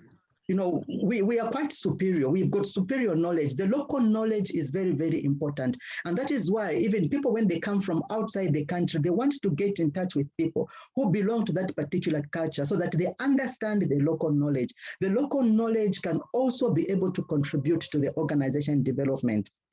So is it dated? It is not dated because it is dynamic. It needs to assert itself and it finds a way to freely express itself by applying Western concepts and ideologies within its context. So choose leaders in its cultural context where people are first trained and known to possess leadership qualities. Otherwise, if there are no leadership qualities, you are not picked as a leader. And is the African culture restrictive? Yes and no, it can be. Certain skills and knowledge may be restricted to a selected few people who are strict gatekeepers. That one is true. And that is not something that we need to actually adopt into organization development, because remember where we are coming from, we are being told what OD is. It is about processes. If you now need to have somebody restricting you, then there's something that is totally wrong. And it is also got strict gender rules. And those that are in women's studies will tell you that that is one thing. That is one thing that our culture has a problem with as well. And is it responsible for the state in which Africa is? Yes and no. It has allowed it, yes, is that it has allowed to be compromised and subjugated by cultures of nations that colonized it. And we continue allowing it. You know, the generation that was colonized has long died. Some people have already died, but we still have passed this on orally to our children. We've passed it on and on and on. And as a result, we continue to allow it to be compromised and subjugated. And that is not correct. No, because outside forces has imposed upon it a new world order based upon Western cultures, with which it can't fully and freely operate and express itself. And this is something that is very, very important, because if there is a skill that I have, if I take it out, they are going to tell me that this is not a good skill. If I develop medicine for COVID, I'll be told, no, it is not of quality. It needs to go through the Western modes. It needs to be accepted there before it can even be accepted here in Zambia. So those are some of the things that we actually can look at and say our culture has actually been affected. So organization development, according to Smith and McNaughton, audit provides an opportunity for individuals to look themselves in a mirror with an intent to improve the way things are done. It's an issue of change of attitudes, change of values, continuous change of skills, significant relations. And you know, these are all to do with action and practice. So OD is premised on its core values, such as things can be better. You know, humans can make a difference. Participatory, humans need satisfaction. And that is why we've been told it's a process. If it becomes stagnant, then there is a problem. So OD has to do with the knowledge, information, intellectual rationale. And so if you look at what I'm explaining here, you actually agree with me from where we have come from, that there is a lot of similarity, but there are a number of things that we can actually take from our African culture. Because from our African culture, we had apprenticeships. These should also be encouraged in OD. We had collaboration, we had teamwork, we had collective gathering, we had mentoring. You know, you find if my father is a hunter, the young men would also be mentored into hunting, and they knew what to do because this was a skill that was mentored. It was properly taught, and it was an apprenticeship until these young men understood and learned the skill. The local knowledge, like I had indicated, local knowledge is important, and OD in Africa will also benefit so much. Remember, we're talking about regions, the Eastern region, the Southern region. The local knowledge within these regions will be something that will be very important for OD. Networking, leadership, you know, mutual respect. Mutual respect is something that is important in Ubuntu. So some of these I've picked up. This is in Zambia. Ubuananyina means Ubuntu, you know, working together, participatory development. Ujama, you know, in Tanzania, Osusu in Ghana, Gotla in Botswana. And then there is our theory, the Ubuntu theory, within which the Ubuananyina, the Ujama, the Ususu, the Gotla are all embedded. That is where they are all coming from. And I tend to look at Ubuntu as our African culture. And that is why even OD can actually be able to develop in Africa because of the Ubuntu theory. So embracing this in our organizations will be a good thing. Africans are generally known, and people have said that we are selfish, we are lazy, and hence not using some of these principles that are already grounded in our culture. And like many have said, it's a mindset thing. And because we're now talking about OD in Africa, it's a mindset thing that is not going to be removed in one day.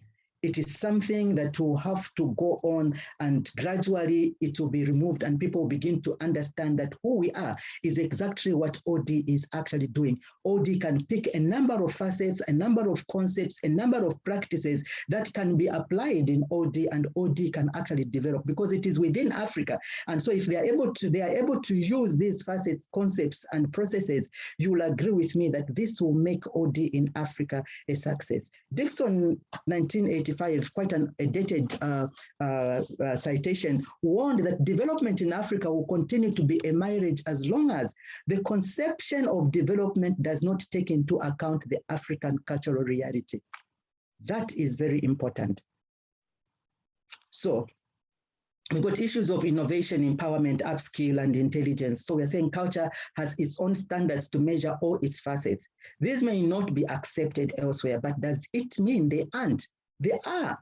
So if there is a group that are making baskets and the quality, like Dr. Makuku will be able to say, is good, that's an innovation. If a young boy comes up with a motorbike and it is working, we can actually pick it up and perfect it. Is that not an innovation? Is that not intelligence? Is that not upskilling? Is that not empowerment? We should not wait until the West comes and endorses what the innovation. We should not wait until the West comes and endorses the intelligence. We have the intelligence, we have the innovation, the creativity. We also dream. And it's up to us as Africa to ensure that these dreams are brought to reality. Okay, so Amposa also says in African culture, young ones needed not to worry about their future occupations because their culture catered for the vocation of the younger generation. And that is something that is also important for OD to pick. We can actually be a people that multiply jobs. Because remember from the presentations that have come, after the training with OD, what we need to see is you establishing your own consultancy. There already is a creation of jobs. So that's one thing that we need to encourage. And so there's the issue to do African culture and organization development. I'm saying the customized processes. I'm sure these were presented already. Customized processes, which are very, very important. Organizational improvement. We see this also in our own culture. Even customized processes, they are there in our own culture. Individual development, these are important and they were there in our own culture. The issues to do with knowledge, skills, and behavioral potential, all these were in our own culture. Let us look at where we are as Africans. We have what it takes. Let us not look down on what we have and only accept what is coming from outside because it has been given a different name when it means exactly what we have been doing.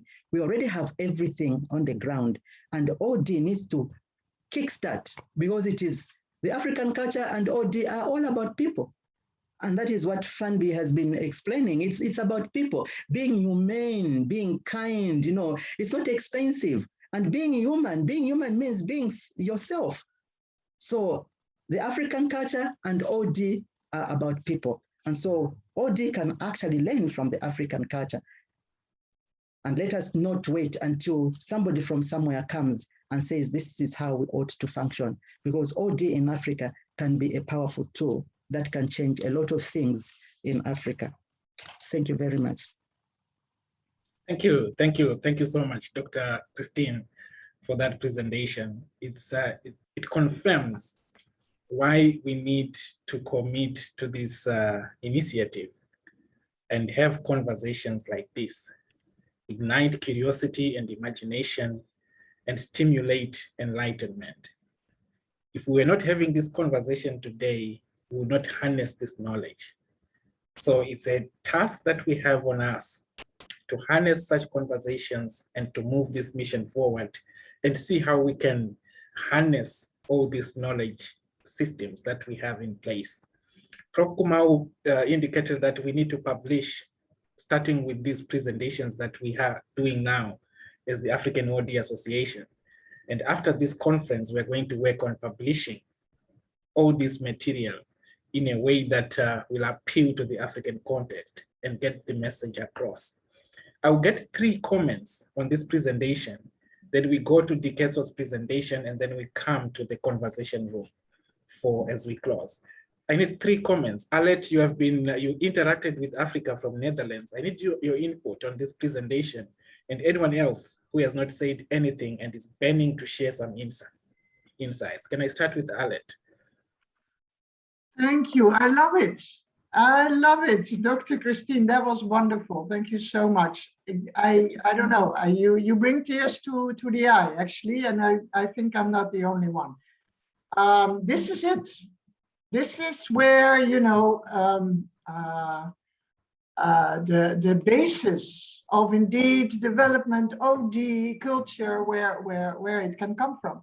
So I'm just full of your presentation. I think it's very powerful, and I really like the appreciation and the pride that is in there. And I think that is indeed what is needed in many places in Africa. I love the pride and go from there. I mean, I'm really, you know, humbled by this. So thank you. Thank you so much. Madam Fundi, I see your hand is up. Oh, yeah, yes. I mean, Dr. Christine, you've just done it again, you know. Just after every presentation, I keep asking my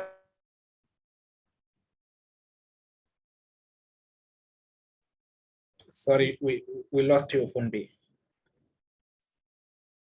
Okay, we lost her. Madam Agi Kalungu Banda, I saw your comment in the chat box. Can we have your voice? Madam Agi Kalungu Banda. Yes, please. Thank you so much, Dr. Mshiwe. That was really a powerful presentation. Yes. I mean, I'm extreme. I don't know how to describe it, but I'm still trying to digest it, and I haven't finished. Yes, sorry, Funbi, we lost you for some time. I'll come back to you after Madam Agi again. Go ahead, ma'am. Yes, I was just saying thank you. That was really so powerful, and I think this should be the foundation of the OD work in Africa. The culture aspect of it, what you have said, I think it, having been trained as an OD practitioner from this side of the world, and it just comes natural with the African culture. So if we could push that as the foundation of the OD training that we are going to be rolling out on the continent, then indeed we'll be giving a gift to the world that this is what it means to live in organizations, in societies, and just in the world. I mean, African culture is so embracing of everything, humans and nature as well. So thank you so much for being so direct and bringing everything to our attention, and a very provoking presentation it was. Thank you. Thank you so much. Thank you so much. Rachel, I see your hand. Rachel. Yes, thank you so much. A very, very inspiring session, very powerful, very thought-provoking. We really appreciate that. A lot of work must have been done to put that in place. I think for me, I would like to see the integration of the ongoing processes in an organization setup, because a lot of lessons we learn as Africans for Africans, and as you work in organizations that have been set up from, for lack of a better word, Western processes and policies, how do we integrate that, what we have, what we bring to the table, to ensure that there's collaboration. There's been a lot of talk of collaboration. How do we ensure this works so that we don't get a backlash of, you know, this is already working, why should we change it? Thank you. Thank you so much. Funbi, can you come back again We lost your connection. Can you go ahead? Okay, yeah. So, I said that I'm proud to be an African woman. I mean, having listened to Dr. Christine, she's just done it again. Can you hear me? Yes. Yes, she's not done it again. Like each time I have to listen to you, I basically ask myself and tell myself that I haven't started yet. And I think you've just basically ignited that sort of thought in my heart again today, And this is just to say that this is an excellent presentation. I mean, thank you very much. I hope that we can have an opportunity to either listen to it again or look at the slide once more, just to understand it better, because it's just too much to digest at once. Thank you. Yeah, thank you so much. Dr. Roland.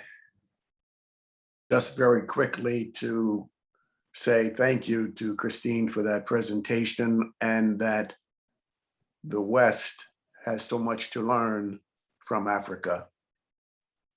Thank you. Thank you so much. Dr. Christine, can you respond to Rachel's question rather? Yesterday I had a DBA class in human resource management, and I was telling the students that, as managers, because all the students are managers, others are managing their own SMEs. And I was telling them that, you really need to be a human being, create a workplace that is human. And one of the managers asked me and said, that is not possible because you are dealing with people and people need to be told what to do and all that. And I said, that is not managing people. Telling people what to do is not managing people, because it's you coming down to where the people are. If you lock yourself in an office and say, I'm just going to have my ideas and then give them what I want them to do to achieve the goals of the organization, it is not going to work.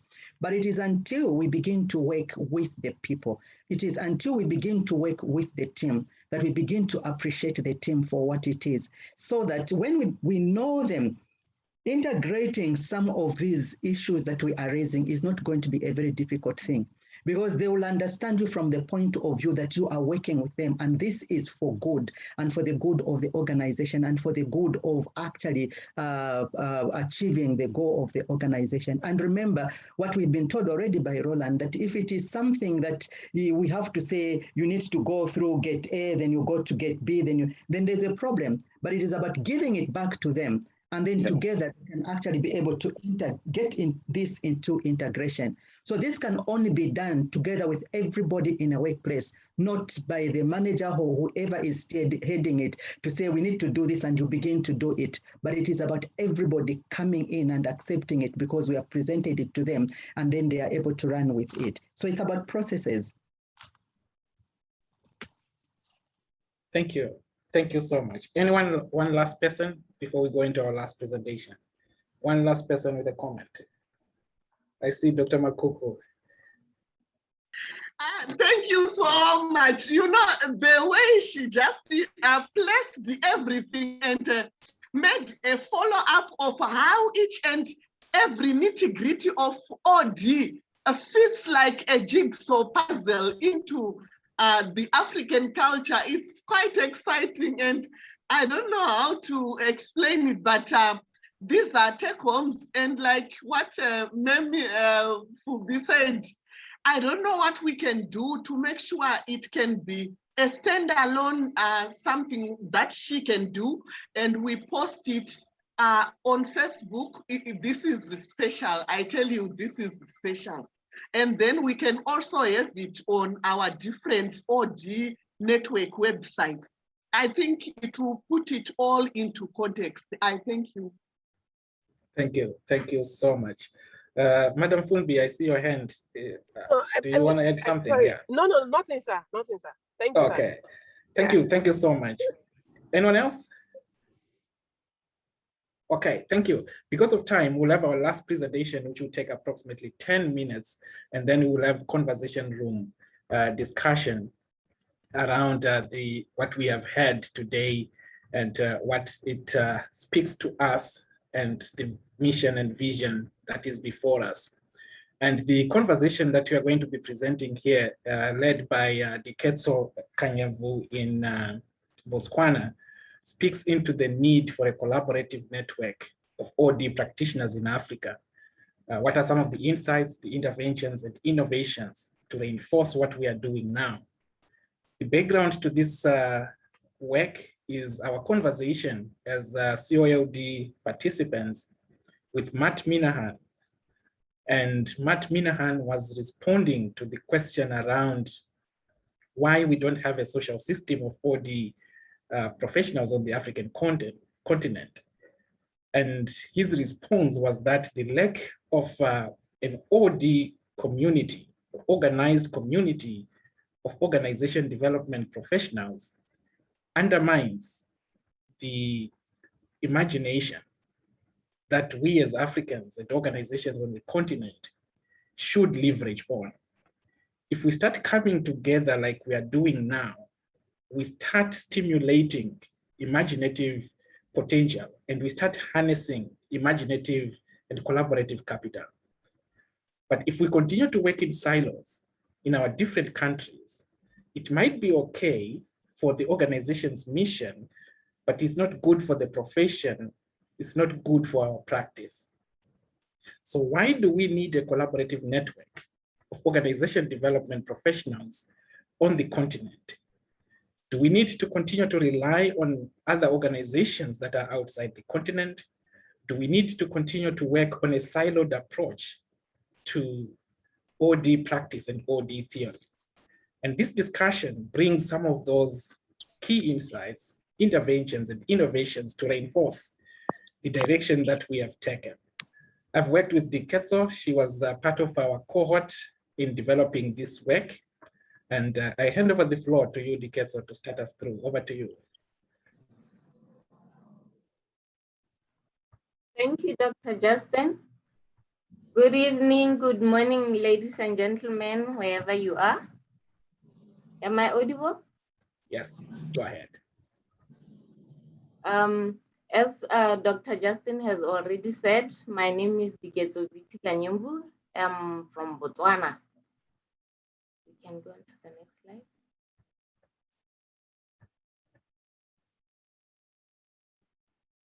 We'll be sharing with you on insights about collaborations of OD network. Why do we need OD network? We realize that there's a need to have the consultants in Africa coming together so that we can help the organizations nurture imagination and cultivate living visions and even foster living cultures. There's also a need to bring OD into the mainstream through a social system where practitioners take OD beyond the African continent. There's also a need to have the OD network to see how we can make use of the philosophies like the Ubuntu philosophy that significantly influence OD strategies, to see how we can implement them to benefit the OD network. We also know that in Africa,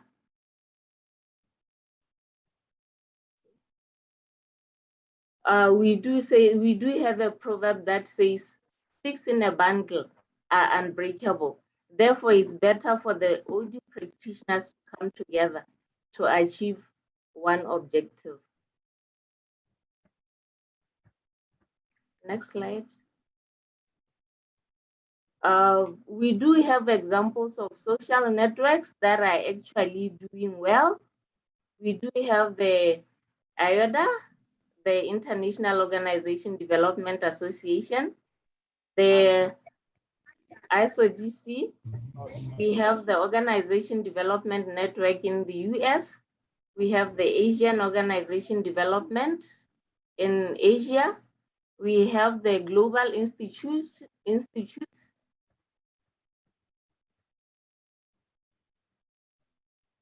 We do have the Asian Organization Development Network in Asia, the Global Institute of Organization Development Network also in the US, another one also in the US, the Organization Development Gathering, and then our very own network, the Organization Leadership and Development, which is resident in Zimbabwe.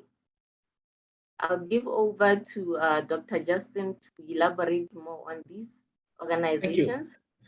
Thank you so much. So as we established the African OD Association, we do have models to learn from. And most of the OD practitioners and consultants we have currently, I think the majority of people who are here have come through these organization development networks. And as we create and co-create an African OD network, we need to leverage on the international networks and strengthen our position and create platforms to share conversations like we have had today as we move the organization development field into the future. So we have models of these successful and impactful organizations. I've worked with ISODC Organization Development Network, the Institute of Emergent Organizational Development, as organizations outside of the continent, and they've made significant impact, the fruits of which we see today in our understanding of OD.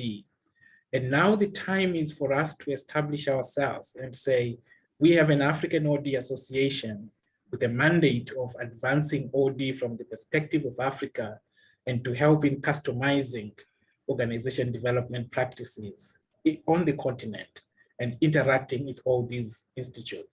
So these are not the only organization development institutions that are out there.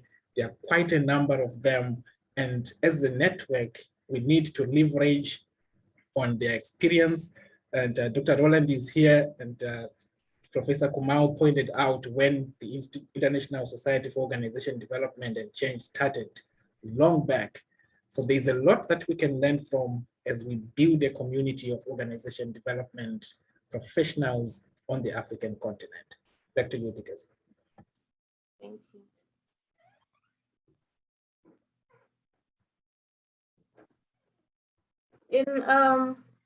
In one of our submissions, yes, this is the slide, yes. In one of our submissions early this month, Sir Patrick Trottier did say that only Africa can create Africa. And we see this happening because we do have institutions of OD that are in Africa and already making a difference. We have institutions in Ghana and Egypt and in Zimbabwe. Next slide. What challenges do we have as OD networks? What affects or what is stopping the collaborations of OD networks in Africa? We find that there is self-destructive isolationist policies, whereby you find that this is seen existing among OD professionals and institutions on the continent. And this tends towards bringing aggressive competition, which deepen the credibility challenge in OD research and education. Another challenge that we see amongst the collaboration of practitioners is ethnicity and cultural beliefs. People coming from different backgrounds, bringing their different beliefs and their different cultures, and not working together to achieve a common goal. This has proven to be a challenge in collaborations. We have another aspect of ego and overconfidence. And ego has been defined as a destructive force. So if one thinks that they know too much, they tend to be a bad team player. Therefore, it becomes difficult to form a collaboration with such mentality.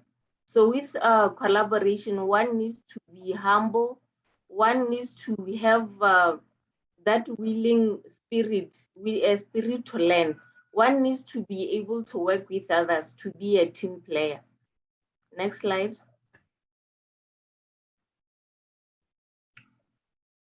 For collaboration to be effective, there are certain principles that need to be followed.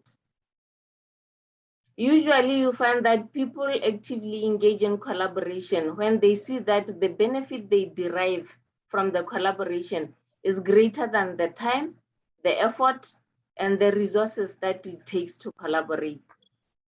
You find that in collaborative networks, they need to be fit for purpose. This determines how the network is structured. And then again, every network should have a choreographer. That is, there should be someone who organizes the network and is responsible for achieving the purpose of the network. Also, governance should, there should be a system that manages the collaboration.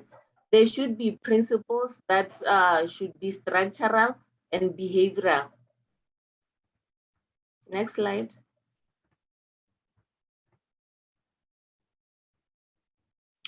The interventions. There are interventions that need to be taken when collaborating. One needs to manage national cultural values. What does this mean? We have different cultures. We need to leverage on the philosophy of Ubuntu to see how the Ubuntu philosophy can actually benefit our collaborations. We need to have collaborative networks to engage more on knowledge exchange and strengthening the networks. And we also need to have to be able to nurture imaginations, engaging with leaders and other businesses to help figure out what is possible and what can work.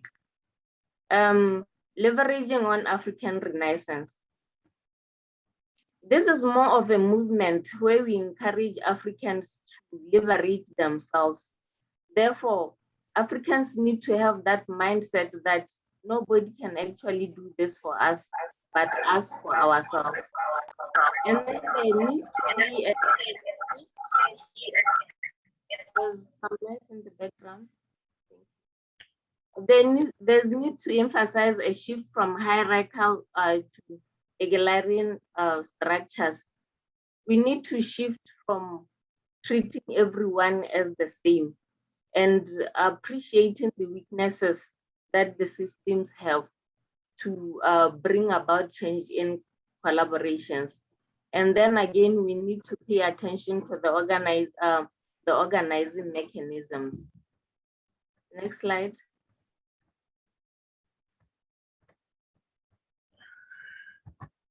Next slide. Yeah. Over to you. Thank you. The process, according to research and empirical findings regarding how we can build strong collaborative networks, and it's something that we have started here. Number one is the planning activities, where we need to identify and classify the existing national values into different categories of culture. And when we then look at how the African OD Association is working on being structured, we have seen a structure where we have Southern Africa, Western Africa, Eastern and Northern Africa as a way to classify the existing values and find commonalities in leveraging this African Renaissance. The purpose of the network must be established and clearly defined.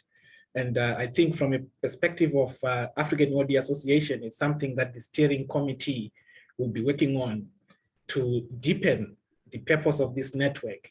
And why exactly do we need to establish it? Is it just because there is a gap and after a few years it falls down, or there is really a need which is appealing to everyone who is engaging on the network? Designing a structure that will account for the collaboration and sustainability needed to maintain the network. And when we started this conference, Mr. Alex presented the constitution and the structure that the African OD Association is putting in place, which aligns with these principles in designing a collaborative network. The network should be able to create opportunities for people to interact and collaborate to advance and move the network's agenda forward.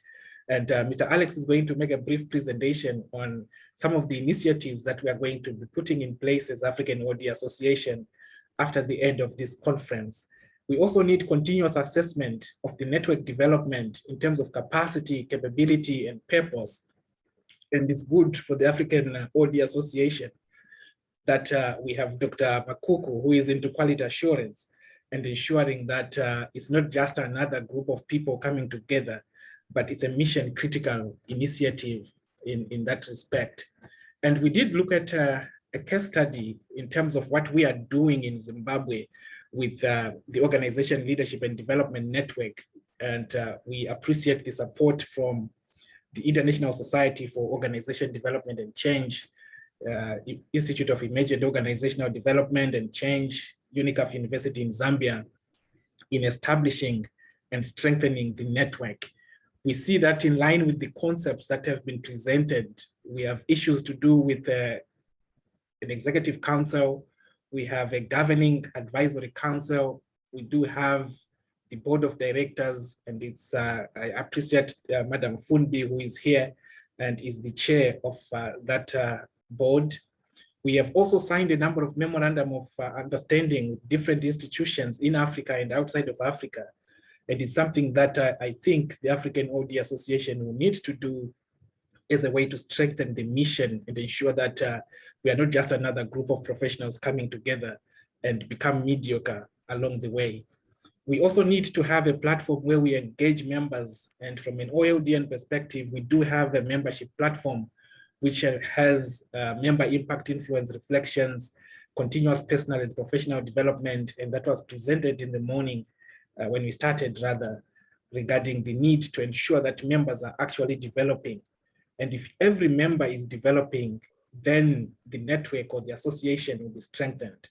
We also need to have a library of OD material on the continent and leverage on our different capabilities and the work that each and every one of us has produced to strengthen an OD library for the African OD Association.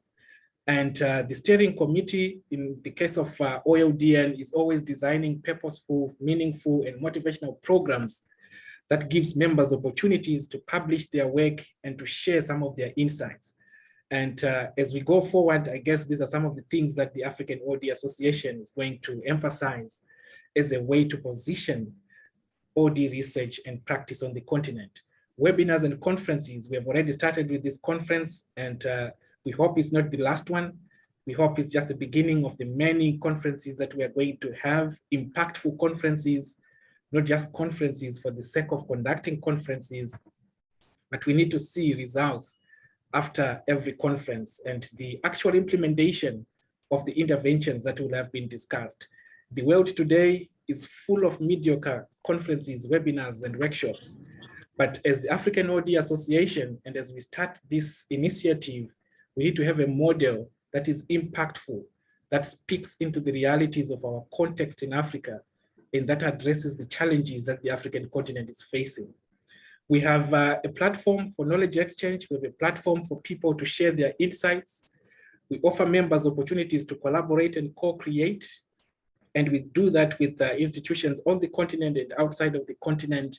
And as we establish the African OD Association, we need to create opportunities for members to co-create and to support each other in the growth of the different initiative consulting engagements that those who are taking OD programs on the continent can also, will be also establishing. And the board engages with the executive on a regular basis. That's from an OLDN perspective. And we leverage on this publication that says that we need to organize people around a shared purpose. And this conference today, I believe, has tried to stimulate an understanding of the shared purpose around the African OD Association. We need to design organization structures that will pave a way to success. And that's what the steering committee that was presented by Mr. Alex when we started will be working on. We need to cultivate a culture of engagement and responsibility, premised on the fundamental values of the field, premised on the African culture. And it's a challenge with regards to an increase in competitiveness that we see around us. But as was presented earlier, we need to leverage on a culture of collaboration, co-creation, and partnering with each other for growth and development of our institutions and also of the profession. We need to continuously develop the network's capacity, capability, and purpose. So in our next conference as African OD Association, we need to see that continuous development in terms of the capacity of this network, its capability, and the purpose that it serves. And it's a commitment that I believe most of us are making today. So these are some of the things that we are doing as Organization Leadership and Development Network. And we have quite a number of members who are here from different countries. We currently have membership from 23 countries on the continent and outside of the continent. And in the last year, we have held 55 conversations, workshops, and meetings to support continuous development of members. And we look forward to the African OD Association supporting such initiative as we move this association forward. Back to you, Digetso. Thank you, sir.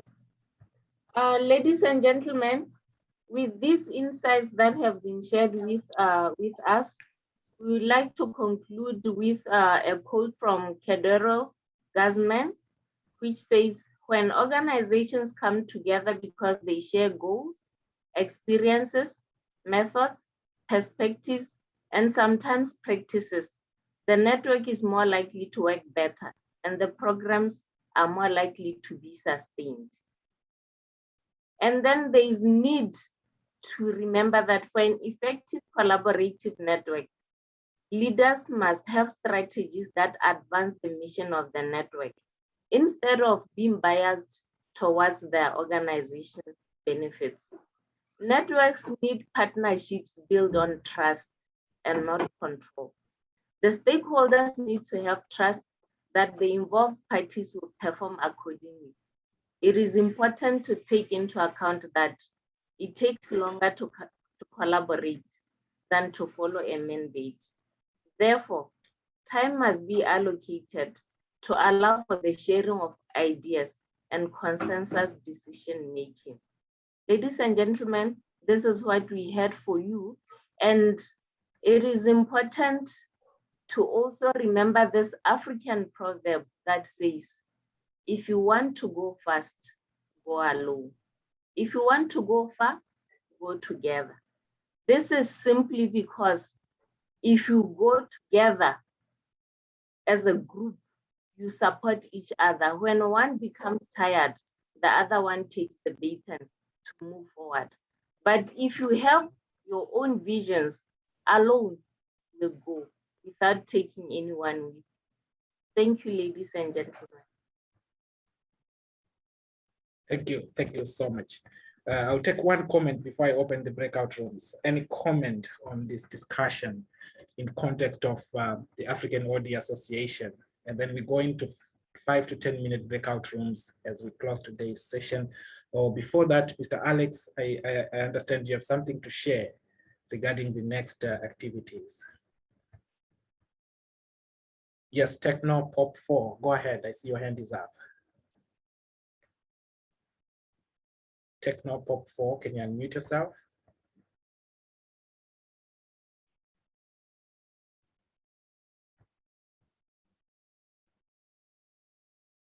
Not there. Anyone else with a comment?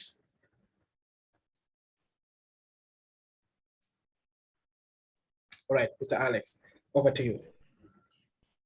Thank you very much, Justine, and thanks to all those who've contributed so far.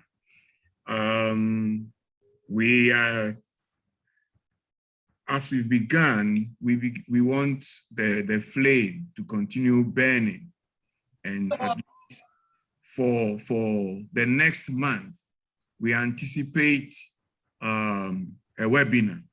We do not necessarily know exactly what the topic is going to be, but there will be the necessary consultations, and then we'll give you further information to that. Thank you very much. Thank you so much. I'm opening breakout rooms for a brief conversation with the panelists, the keynote speakers. That will take about 10 minutes before we close today's session. So just join the breakout room And the planning committee members, the plenary session members, and keynote speakers will lead a brief discussion just to know each other, what we are doing, and the discussion that has been going on. I'm opening the rooms now.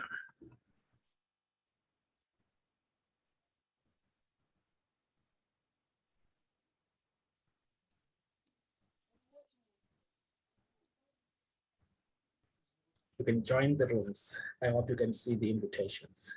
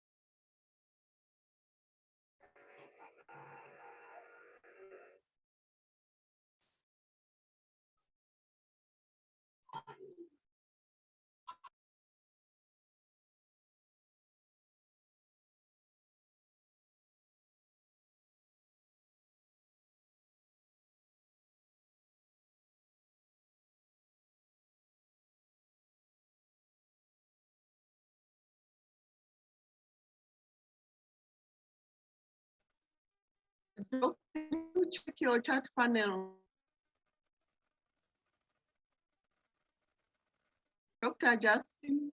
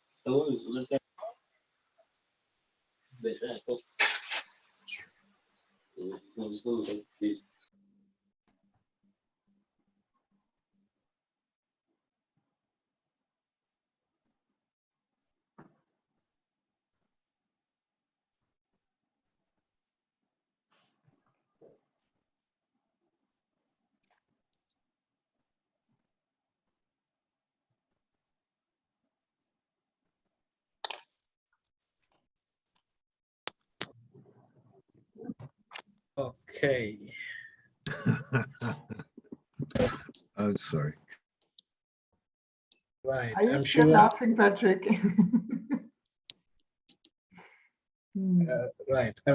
I'm sure everyone is back. We try to close in about 10 minutes after these reflections. Thank you so much. I hope the conversation rooms were quite engaging and interactive. I will start with room one. Just some feedback on what happened in your room. That was with Mr. Alex. Anyone from your room, Mr. Alex? My room is room 4. Okay, anyone from that room, go ahead. Okay, so we want one of us from the room to speak. Either you or anyone from the participants. It would be good to hear the participants as well.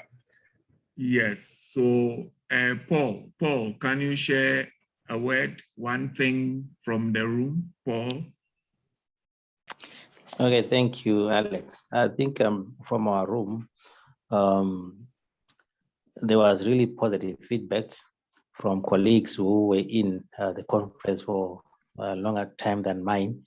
But what came out very well was the issue that OD has got its roots here in Africa. And there's no need for us to be looking either east, west, or anywhere else, but it is within us. And one key point that then came out was that we need to consolidate in terms of knowledge sharing amongst ourselves as OD practitioners here in Africa. Opportunities should be put in place after this conference to at least come up with collaborations amongst those are in OD for a long time and those that are still learning, so that at least we can build a strong foundation for OD here in Africa. There was really a positive feedback as to the conference day one. Thank you so much for that feedback. Ms. Alex, you want to add something? I think it's fine, but I think one plus for us was that I think I'll take it with Paul. Let's move on, please. Appreciate it. Thank you. The room that was with Mr. Martin Kalungu Banda.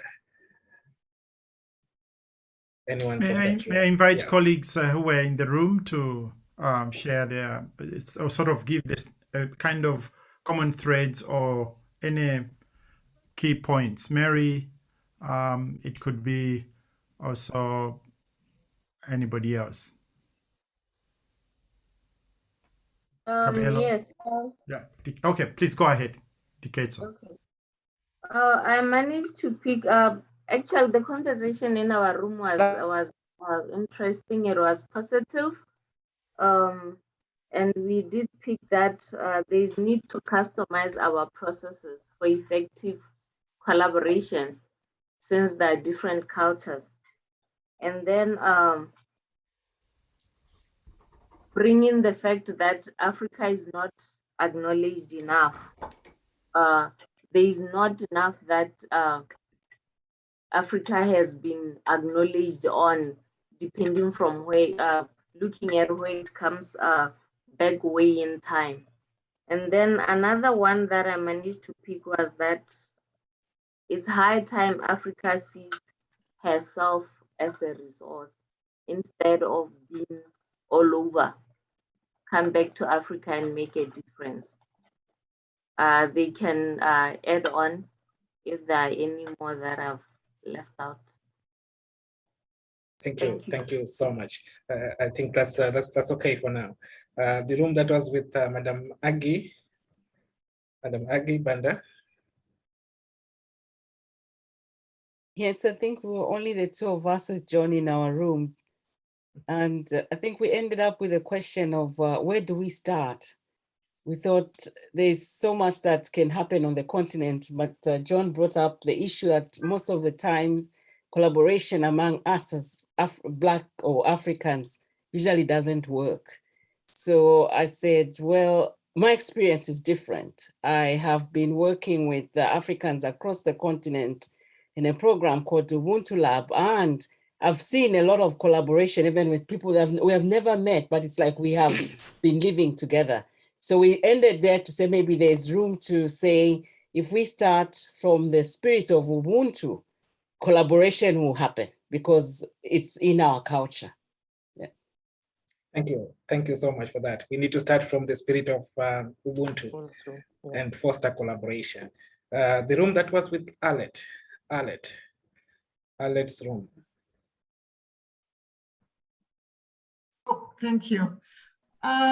Yes, we were with Patrick and Thelmar Techno was there, but we weren't really connecting. We don't know what the issue was. But maybe, Patrick, you say something. It was interesting to hear you, to get to know each other. We also, and with Thelmar as well, we really got to know each other, actually. That's what we talked about. The question that was asked generally was, what message had meaning for you in this section of the conference?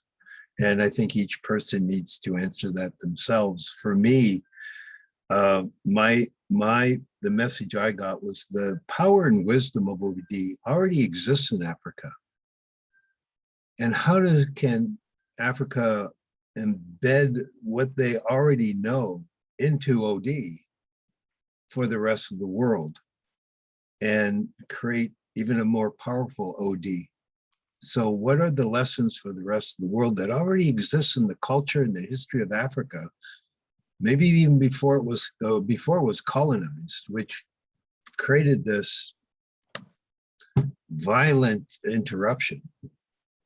And that's what I got. All these things of underneath the iceberg of OD already exists in Africa in the culture that the elders have given messages to throughout the ages. Thank you. Thank you so much.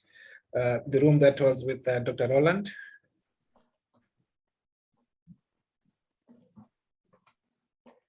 Well, we talked a bit about the importance of partnering with managers and leaders in organizations to elevate the value proposition for using organization development as a way to enhance organizational effectiveness. And we talked also about the value of coaching in organization development consulting. Thank you so much. Professor Noble's room. Osman, can you do us the justice? Osman, are you there? Yes, I'm here, Prof. Yes, in our room, we got some good discussions, but generally we all agreed that there was a great learning in this session.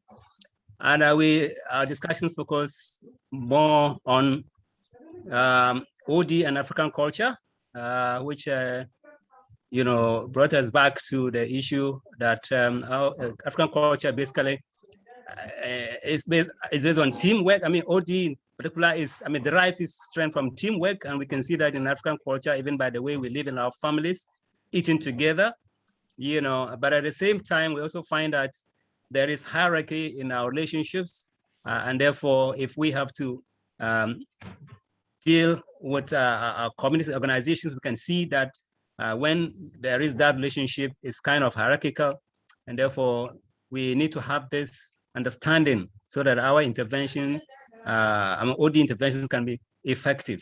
Basically, I think this is what I got from our team, in our room, in our discussions. Yeah, thank you. Appreciate it. Thank you. The ones I was with in our room, Bradford and the other one, Bradford, can you go ahead? Or Chris? Yes, Chris, go ahead.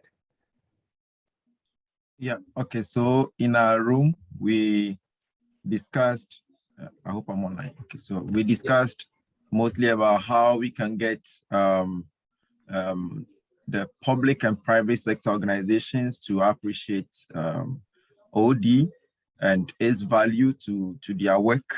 And we came to conclude that maybe we can also be assertive to put out our products, join the development conversations so that we can be identified, our voices can be heard, and the value that we bring on board can also be appreciated.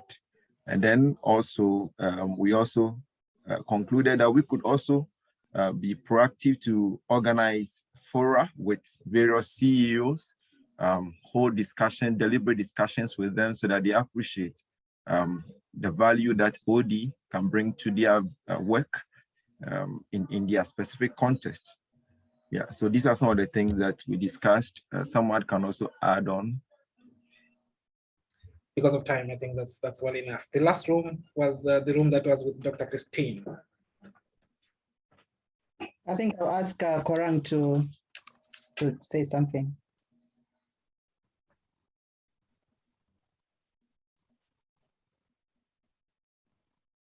Discussion went well. We're trying to look at the last visit, that was the culture and OD. We realized that Africa has a lot to contribute to OD development globally. If you look at our culture in terms of apprenticeship, in terms of teamwork, in terms of coaching, mentorship and all that, it's well rooted in our culture. And there is the need to look at how we practice it, the theory, document some of these practices very well so that we can link it up. So it doesn't be like what with this current generation we can do very much for the next generation is to document these cultural practices that we have and see how best we can link it up with the practices of OD to get it rooted into it. They shouldn't appear like we have nothing as Africa to offer to OD. There are a lot and a lot of things. If you're listening to the last presentation on culture and OD, there are a lot of things we have to offer, and we need to sit down and integrate these practices into our OD theories so that we can move forward with that. Thank you. Thank you. Thank you so much. It's good that within a short period of time, we managed to have quite interactive conversations in those conversation rooms. I take this opportunity before I hand over and I will ask Prof. Noble to close today's session to invite you to our session again tomorrow, which will start at 4 p.m. CAT, Central African Time. That's 3 p.m. West African Time. That's 2 p.m. GMT. Tomorrow as we do our last day of the conference. And tomorrow we are going to have keynote presentations from Dr. Gabriel Benaku from College for Organization, for Community College for Organization Development. We are also going to have a keynote presentation from Mr. Martin Kalungu Banda and Dr. Violet Makuku. And we'll have a plenary session that will be facilitated again by Madam Mary. And the panelists will be Dr. Charles Pamfo from Ghana, Rachel Gatagu from Kenya, Alfred Maziwe from Mozambique, Dr. Mavis Majura Ureke from South Africa, and Ms. Chiedza Kadare from Zimbabwe. So I invite you again to our second day of the African OD conference tomorrow. Make a date and let's have a conversation around OD, promoting OD on the African continent. Prof. Kumau, can I ask you to close today's session? Sure. Prof. Noble. Thank you very much. If it was in the church, I would say, let us pray. So I want to say thank you all very much. I joined Dr. Justin and all my colleagues to say thank you very much for the participation, your patience, to stay with it. It's been a very rich day, but I know it's been a long session as well. So we appreciate your participation. We don't take it for granted at all. And we invite you back tomorrow. When you start a good work, you have to finish it. So you have to come tomorrow and see how it all ends up, because it's a very positive move. Thank you very much. And on this note, I'll say, go back and enjoy your dinner. I know we have kept you, so you probably have not had it yet. Enjoy your dinner, save my own for me. We meet tomorrow and I'll take it from you virtually. Thank you very much. Thank you. Thank you so much. Thank you. Good night. Thank you, sir. Thank you. Bye-bye. Bye-bye. Bye. Good night. It's been a rich experience. Thank you. I